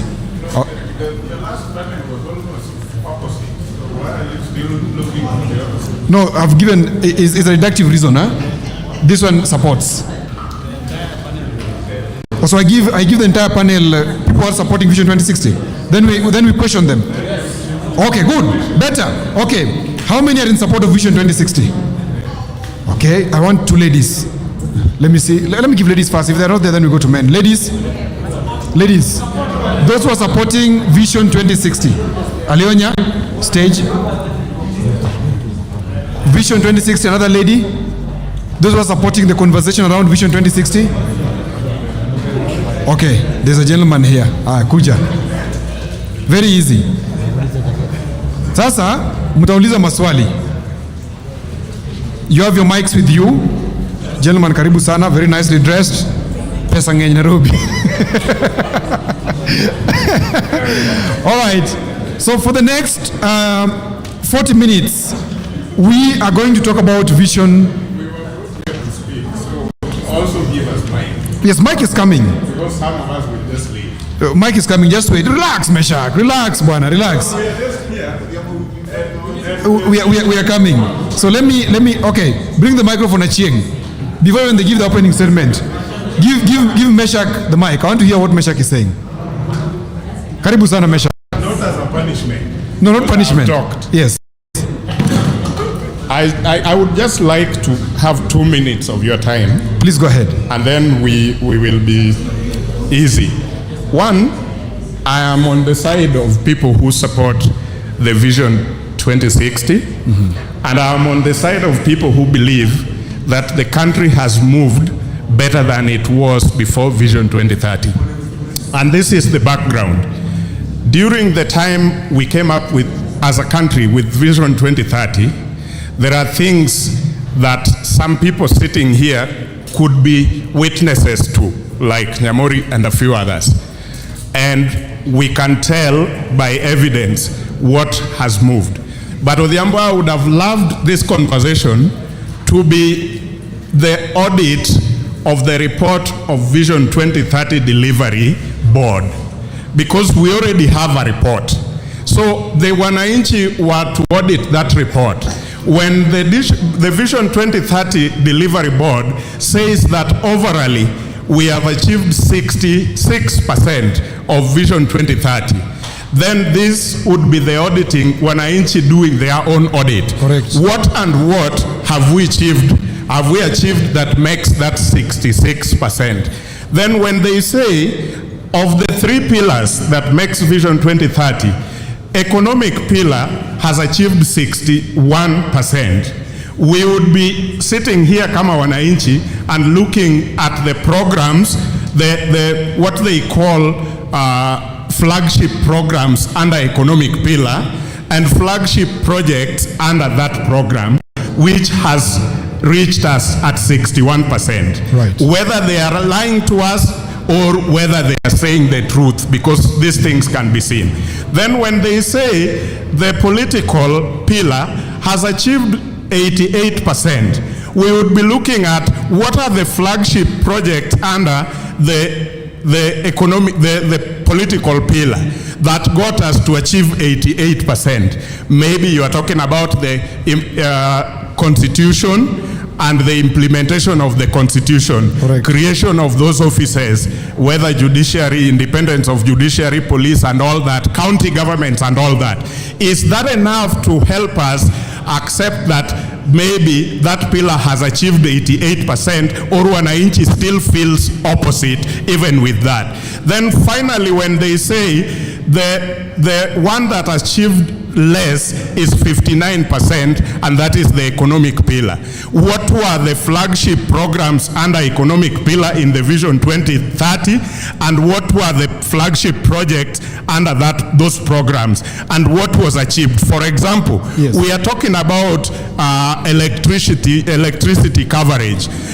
We were at what percent, we were connected at what percent at the time we created the Vision 2030, and we are connected at what percent today, and is that covering the 59%?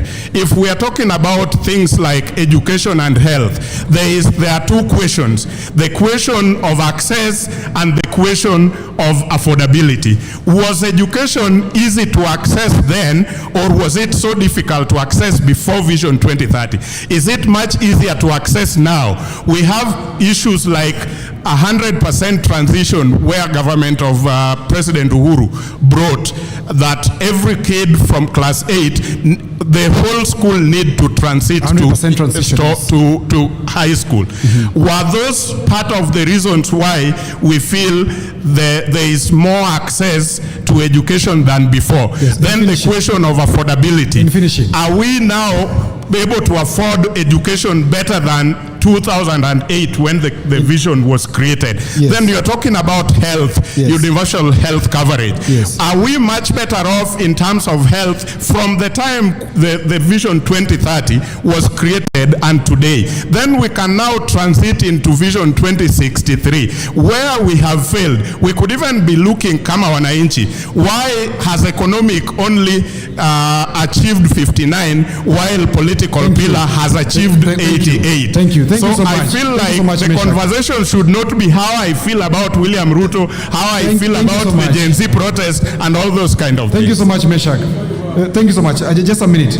You know, when I was doing the first session, all of you were present in this room, Sindio? Yeah. I am a very deductive reasoner. And we've done a report alongside whatever the committee issued. If I sat here to talk about it, it will be different, I can tell you. But because I'm always on the panel every evening, I would be called names. So I said, I want to listen to the people today. And when I asked, you are here and you are quiet. And now you're coming at this point. I'm disappointed, but nonetheless, it's okay. You've done well. That's what we expected to have as a discussion. In a minute, 1 minute, then we come up here. Abiro, relax. Yeah, go ahead. Yes, good evening, everyone. 1 minute, Opar. Yeah, it's not working. It's working. We can hear you. Yeah, good evening, everyone. Good evening. Yes, I think whatever you are discussing today is getting out of hand. because we were supposed to be discussing 2030, comparing it to where we are going, senior. But some of you are just inside here, showing your political sides. In 2010, how many universities did you have in Kenya? How many universities did you have in Kenya in 2010? Today, how many universities do we have? Answer us, Opar. Tell us this thing. Don't ask us, we don't know. Each and every county today is having a university on its own. That means, before we come to quality, even the one you went to, you don't know the quality of education you got. Because once you heckle... 1 minute is almost over. Yes, once you heckle when that one is there, and that is what we are talking about.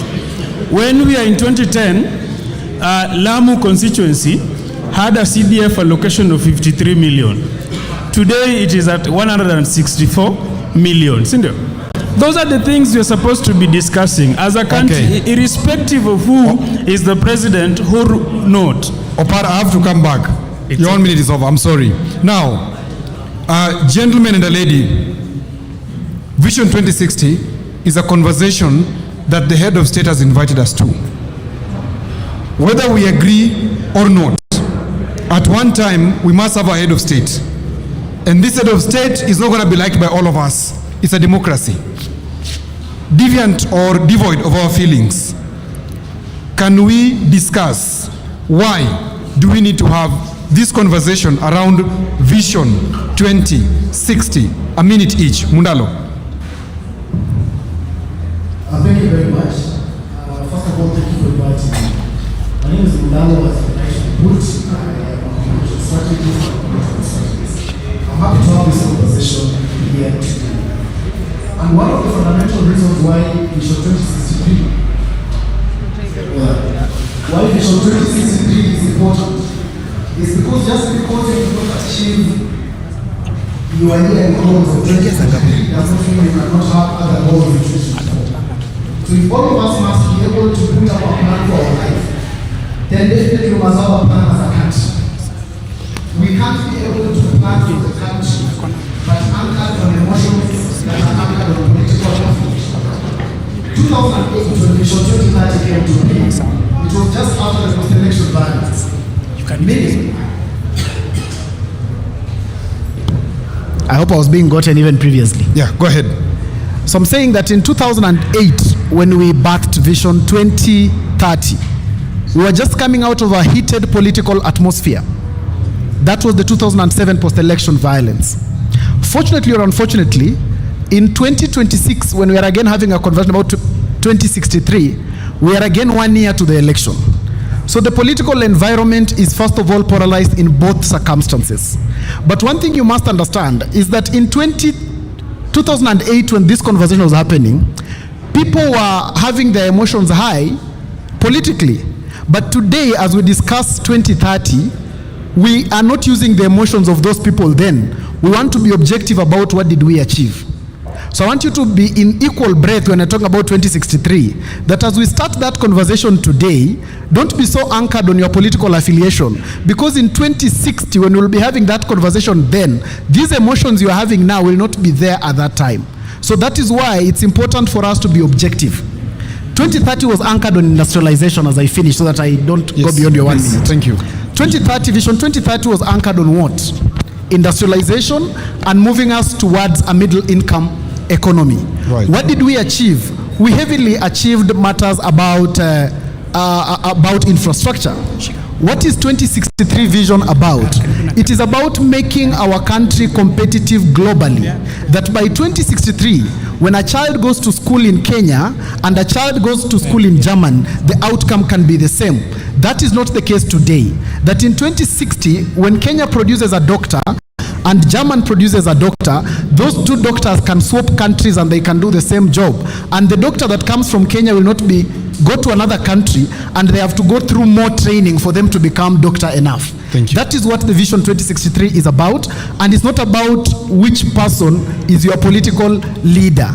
Because if nature has to obey consequence, then by 2063 all of us here will be alive, and the people we are supporting, most of them will not be. So we have to be objective when we are discussing the vision of the country. Thank you. Thank you so much. Wakili Joshua Nyamori, do we need Vision 2060? Yeah, let me start from the point that I'm not only a student of law, I'm also a student of economics. Yes. Yeah, and your question, I want to divide it into two. Do we need the Vision 2060? And then do we need it now? Correct. We need to start the process now. And I think I had answered part of this by saying that we need a vision. Correct. A vision, a development vision, enables the populace and the government to think long term. And then once the government has thought long term and dreamt of where we want to go, as is encapsulated in, what the president has been talking about, we want to go to Singapore. Okay? So based on that, we will then ask ourselves, how do we get to Singapore?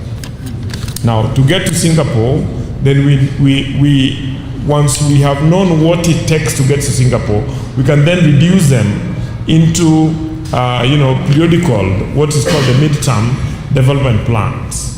Okay? Yeah. And midterm development plans would then be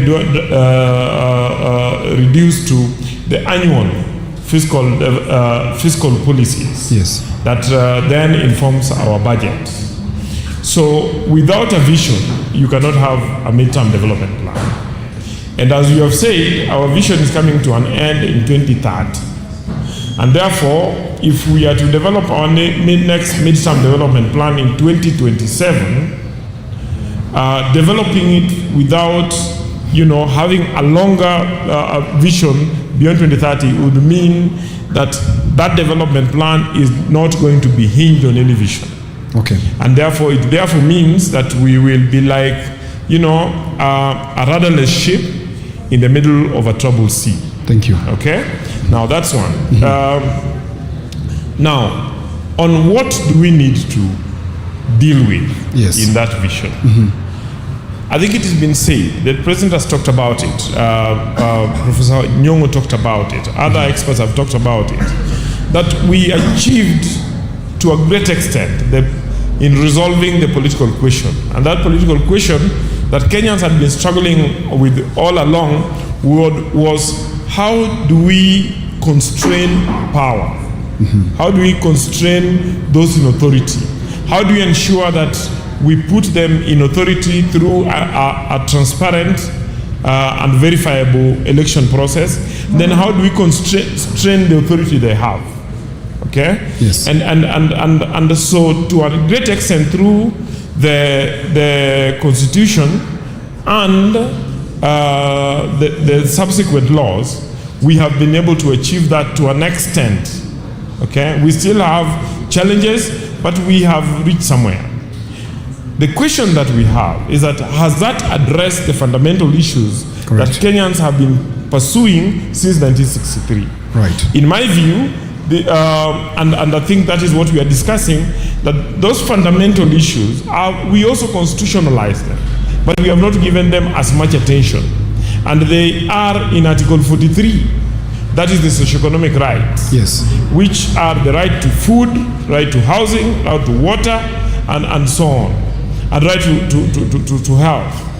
And that if you go to Article 21 of the Constitution, it says that those socioeconomic rights are progressive rights. Now, the approach we have taken is that the government then says that we have made, we have contributed to attainment. But the question is, how do we measure what the government has done?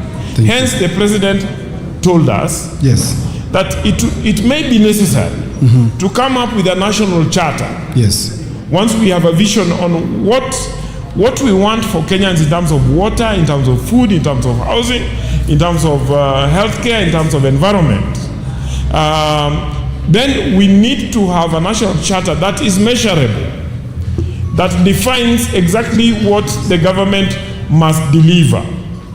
And this would form the basis of a national compact. And this national compact, it would be our new social contract with the government. But as we do that even as Kenyans ourselves, we will need to, commit ourselves to certain standards. Because I hear people talking about corruption here. But I will tell you that out of this room, half of us would not mind paying a policeman 50 bob. So as to jump the queue, okay? And would not mind, tipping a teacher so that the teacher favors their children. My point is that the new national compact, the new national charter should not bind not only the political class, but also bind us as a country on exactly what we need to do. Right. As Kisumu City, and we have started this discussion in Kisumu City, as Kisumu City, we are going into this full throttle. And why are we going into this full throttle? Because part of the national conversation that we need to be held is to have a vision that we will develop the entire country equitably. Okay? Yes. That when Thika Superhighway has been built, no one should have a problem with building the Rironi Mau Summit to Kisumu Road or the SGR to Kisumu. Thank you, Wakile. I have to come forward because I'm being told by 5:50 exactly we have to end. Alionya, a question. I saw you speak to the president the other day during the Vision 2060 conversation launch. You are one of the people who I believe were really against this president in the last election. But now you're among the people who are open to a conversation. Why? Do we need a vision? And as a young person, what are you looking at in Vision 2060? In a minute. Thank you very much. So, mimi ndio Alionya, for those of you who have been seeing you on social media only. And I am humbled and privileged to be here. And today, I had purpose not to make any comment, but just to listen. But I must tell my fellow young people, whether you are in opposition or in government, sometimes we fail ourselves every time we are given this microphone. Jagero has provided us with a platform, because this platform is not being listened to you people alone. There are investors at home looking for solutions. There are people in the private sector looking for solutions. There are people in the civil society looking for solutions. We have highlighted the challenges that were in the 2030 vision and the challenges that came up on 12th, where I was giving and raising my concerns in front of the president. One was corruption.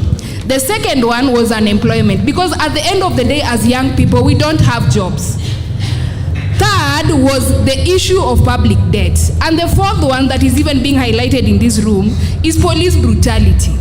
But as young people, we have not embraced ourselves to the table to discuss this vision objectively, because even if you are elected the president tomorrow, you will inherit a police service that misbehaves. So I am calling on young people. Today I'm not going to make any remark. I am calling on young people. This is the time. People are watching on us. They want to see what solution does Alionya have in agriculture, because that is our backbone of the economy.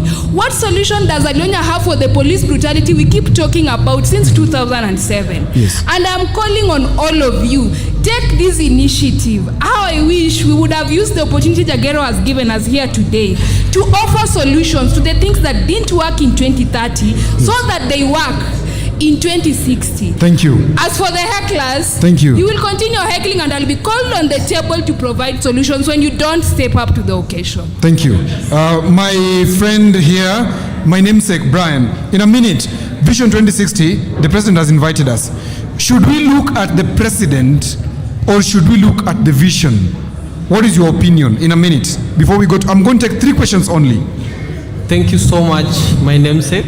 Yes. First, I would like to introduce myself. I'm called Brian Omondo Chieng. I double up as the Secretary General of the United Youth Front.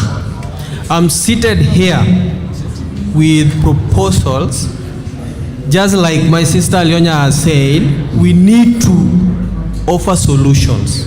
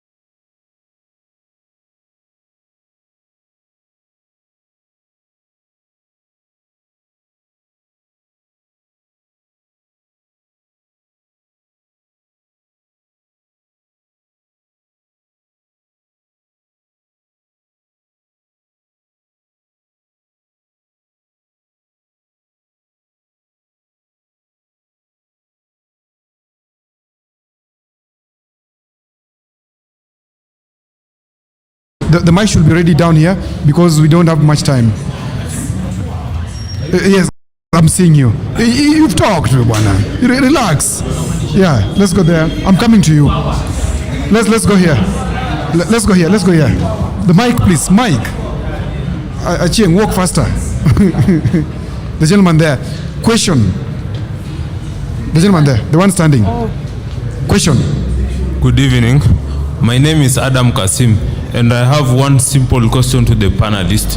You have said that this project should not continue, should not end with William Ruto. How do we ensure that when another president comes, let's say 2032 or 2027, how do we ensure that the project continues beyond him? Because one of the challenges of 2030 was another president comes and the project is shifted to another side. So that's my question. How do we ensure that the project continues? Let me ask you a question, just as we do this. What is your desire as a youth in the Vision 2060? Do you have a desire? Do you have something you want to be included? My desire is economic, for the youths to be economically uplifted, because right now we are down. Thank you. The mic to come to him. The mic to come to him, yes. Okay, the two of them, we are here. I hope, Mundalo, you're noting, Joshua, I hope you're noting these questions, yes. First, start with, what do you want to see in this Vision 2060? Then through your question. Okay, thank you. Of course, I'm a supporter of two-term. I believe, can I finish my statement?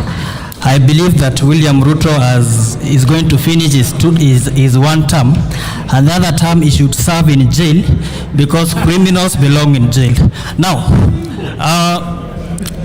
I will frame my questions, of course, in 3 ways, but in one question. There might be 3, but it's a one question. Now, we've been told not to discuss William Ruto or personalities because this is not about dividends. Is it not double standard for you to discuss William Ruto being, the person who is propelling the country to transition to another vision, yet we are also questioning what has he done in his 4 years? Now, here is the thing.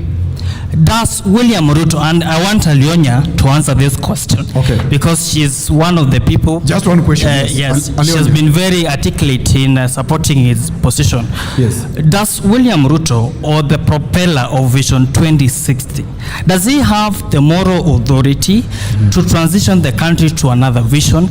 Yet there is little to nothing he has done to effect or enhance the current Vision 2030. Thank you very much. Thank you very much. Bring the microphone to this man in a suit here. He'll beat me.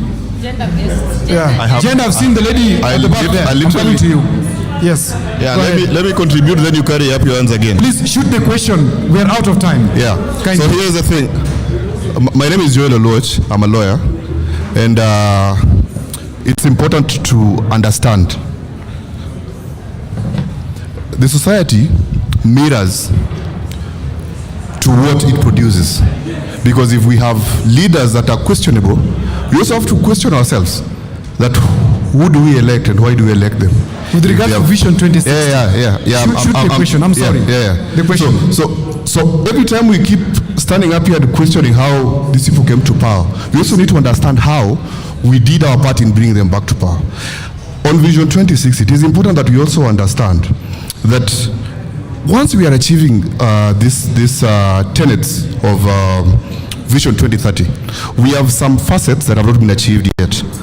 Right? We have some that are progressive, because mostly as we conform to what is going to come to Vision 2060, it is going to borrow much of it from what is in the Vision 2030. Question. So again, here is the point. Can you shoot the question?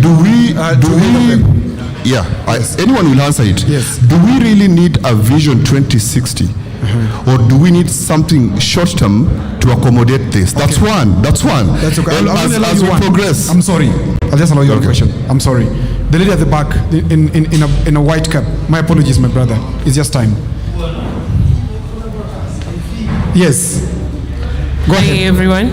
Hello. Yeah, my name is Monasiti Athman. First of all, I don't agree with Vision 2060. because our president came with vision of Singapore, moving Kenya to be Singapore, and he never took the advantage that Singapore had. At this moment, they are not talking about Singapore, they are talking about Vision 2060. First of all, I'll just ask the panelists to go and tell the president first to fight corruption at first before giving us Vision 2060. Okay, thank you.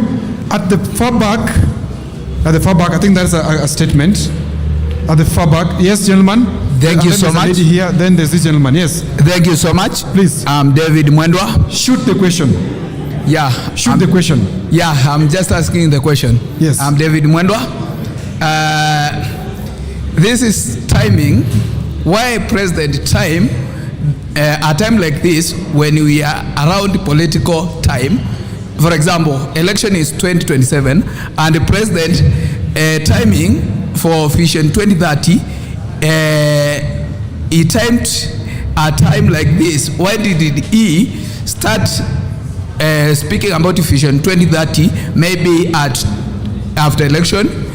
And I believe vision is good, but why did he time this time when he is almost either coming to the end of his presidency? What made him, what motivated him to time the question is for this time? Why is he bringing in the Vision 2060 when we are nearing election? Yeah. This lady here, please come here. I know Baraza Media Lab are closing, and I want to, because I'll just give them reactions. My brother, I'm sorry, I'm not coming back to you. We will have this conversation. Yes, then I'm coming to you. Last question. Yes, shoot. Good evening, everyone. Good evening. My name is Okeo Rose. I'm a political scientist and an aspiring policy analyst. I have a question to Mwalimu Nyamori because he has said he's an economist. Correct. So, Mwalimu, the both of us have interacted with Professor Anyang' Nyong'o's document on the national conversation. And in the beginning, he has categorically stated that His Excellency President William Samoei Ruto has consistently failed to move this country from a low-income country to a high-income country. That means you're still grappling with issues, economy. The both of us man capital. So this is my question. Kenya has invested heavily in expanding access to education, but we continue to face graduate unemployment and skills mismatches. Are we producing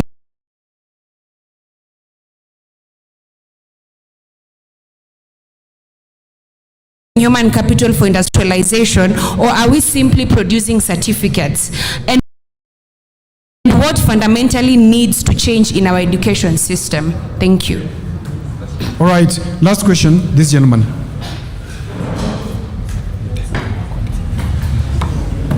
Good evening. Good evening. I am Githu, and I happen to be an economist. I also happen to be a strategist. I happen to also be the strategist representing Manifesto Yetu coalition, and I also belong to the party that Mwai Kibaki founded. Mwai Kibaki founded the Democratic Party of Kenya. DP. Umoja na haki. So mine is simple. As an economist, I have tried to look at all the three pillars. One, the political pillar was supposed to lead us somewhere away from 2007, where political intolerance almost tore this country. Are we there yet? Not there. And on the economic pillar, where I am going to put a bit more of emphasis. In 2009, 2008, when this Vision 2030 was being put in place, we were doing annual GDP growth of 2.9% thereabout. Yes. Kindly shoot. I'm coming to the question. Just shoot the question straight. Okay. We have the context. Just shoot. When Mwai Kibaki left office, yes, 4.7%. Yes. When Uhuru Kenyatta left office, that is 2021, we were at 7.4%. Correct. And currently, 2025, we are at 4.7%. What is not working? Because you cannot take you cannot take a jet that is going on an elevation and pull it down. So thank you. What is not working? Thank you so much. My apologies to the audience. I have to stop there with the questioning for this purpose because Baraza Media Lab, they have to go. They've given me only 5 more minutes. And I'm going to start with Mundalo again. You can respond to any of the questions straight. just answer the question as we move. You have a mic? Joshua, you have a mic? Okay. There's a mic there. There's a mic coming to you, Mundalo. All right. Any question? Just answer them. Yeah. Okay, thank you. Let me choose one or two. There was a question about beyond Ruto. How do you ensure the presidents continue the vision? I think I'll handle that question alongside the question around why now and why President Ruto. Okay, go ahead. And this is what I'll say. The only person with the legitimacy from the country to carry the head of the country and spur the development and the vision of a country is the president. That is the person, the only person with a mandate given to him by the people. And once you have the mandate of the people, then there is no one else with that kind of legitimacy except you. In 2007, President Kibaki led us in the vision after post-election violence, the only president who Kenyans contested and fought over. But for as long as he was sworn in, he became Kenya's president and he carried the vision of the country. Today, the person with that mandate is President William Ruto. Needless to say that even himself during the launch of Vision 2060, he said it himself that he'll be participating as a Kenyan, not as president. Those were his words. But regardless of that, he is the president of the republic, and countries are not led using emotions or what you feel about someone. It's about the legitimacy and one constitutionalism. And our constitution has given him the mandate to actually do that. Then second question. The second question was, why now? And I would ask, why not now? There will never be the right time for everything to be done. But when that time has come for someone to do something, we proceed and start doing it. For every time that you will ever want to do something, there will always be a reason why that time is wrong. If it happened 2 years ago, we would say why now when the Gen Z protest has just ended. If he did it in 2022, December, we would say why now when he has just begun. So there is always the right time. And for me, why now? My answer is, why not now? There is never a wrong time for you to actually look forward. Thank you. I don't know whether you have a solid statement. Thank you. I'll have to move to Joshua because they are cutting me off. I'm sorry. Yeah. Let me start with Okeo and... kindly in silence, let's listen on education, if you listen to Professor Hino, he mentioned that Kenya has one of the most respected human resources out there. We compete very well with the rest of the world. Yes. The only thing that he advised is we may need to look at, how our children, as they grow up through school, are able to organize and take care of themselves. So probably that is an area we need to look at. But I think we have fairly. Kenya is the largest non-mineral economy in Africa. All the other economies in the top 10 are mineral economies. Kenya is the only non-mineral economy, and it's simply dependent on our skill. Yeah. Now on the last question, which is on William Ruto, I say that we allowed President Kibaki to preside over a vision after the death of 1,300 Kenyans. 415 who were killed by the police, and quite a number who were killed by Mungiki, who were transported by government functionaries from Nairobi to Naivasha and hacked Kenyans to death. But we still sat down and came up with a vision because that vision was our vision. There is nothing that President William Ruto has done that can compare to the atrocities under President under President Kibaki, and atrocities under President Kibaki, under President Uhuru, and atrocities under Jomo Kenyatta. Thank you. Thank you so much, Joshua. Yes, Alionya, just pick one or two. I think I will respond to the one that my brother, and I can see he's speaking. You asked a question. In silence. Let's I want to answer you. Gentleman. My brother. Gentleman, criminologist. Excuse me. So the question was, does William Ruto have moral authority to oversight of another vision? Yes, he has done very little to show. Yes. As for morality, I cannot measure the morality of William Ruto, so it is you to measure depending on how you relate to him, because to me, he might be different, but to you, he's different. Like Alionya might be a moral girl to one person and an immoral girl to another person, but is there something he has done? Yes. in the social pillar, we had a concern about education, ensuring that we are transitioning into the STEM. We have CBC. How has he handled CBC? It might not be the best way, but he has tried to ensure that we have enough teachers to cater for our young ones at the junior or the JSS. Has he done something else in terms of jobs in the economic pillar? Not the best. It might not be 100%, but he has employed 640 something young people in the affordable housing, 3,000 people in the Talanta Stadium, around another 5,000 people in Bomas of Kenya. That is not enough, because there are another millions of young people who are not employed. The question should, I don't even want to give proposals. I want you to give us the proposals. And I still call on young people. This is our time. Let us seize the moment. Give our propositions in IT, in automation, in AI, in agriculture, in politics, in communication, etc. Thank you. La sivyo mtanipata kwa meza peke yangu na bado mtanitukana. Thank you so much. Yes, Brian. Thank you. If you can allow me. Just one minute maximum. Go ahead. The question that he asked about how will we ensure that the next president will ensure that the implementation of the vision goes right. I think the main impediment, which I find ironical when the president launched the conversation, is that we are launching the conversation, yet tribalism is a major concern.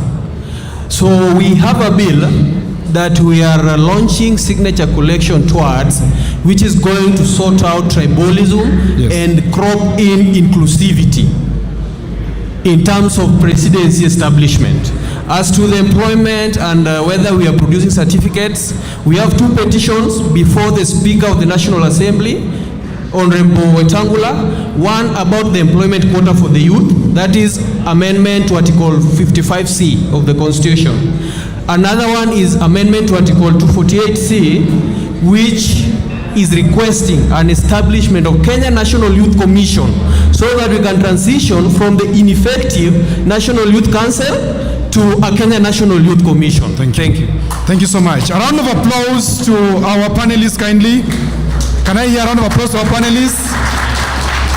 Of course, thank you very much. It has been a short one, but this then points the need for us to continue this conversation beyond this very hall. I have to thank all of you who have taken your time to be with us here today from the start to this moment. All the active people I see online and who are transitioning to now hold these conversations in public, I must appreciate you, whether you are in support of the regime or not. That is the beauty of our democracy. We come and share. Thank you so much to those who sponsored us today. Of course, myself here, Jagero, giving us a platform to hold this conversation. Joshua Nyamori, thank you so much for the donation of water that we took here today. And thank you to all the staff from Political Headache and DWJ Studios. Thank you so much, the panelists, Mundalo. Thank you so much, Joshua Nyamori. Thank you so much, Alionya. Thank you so much, Brian.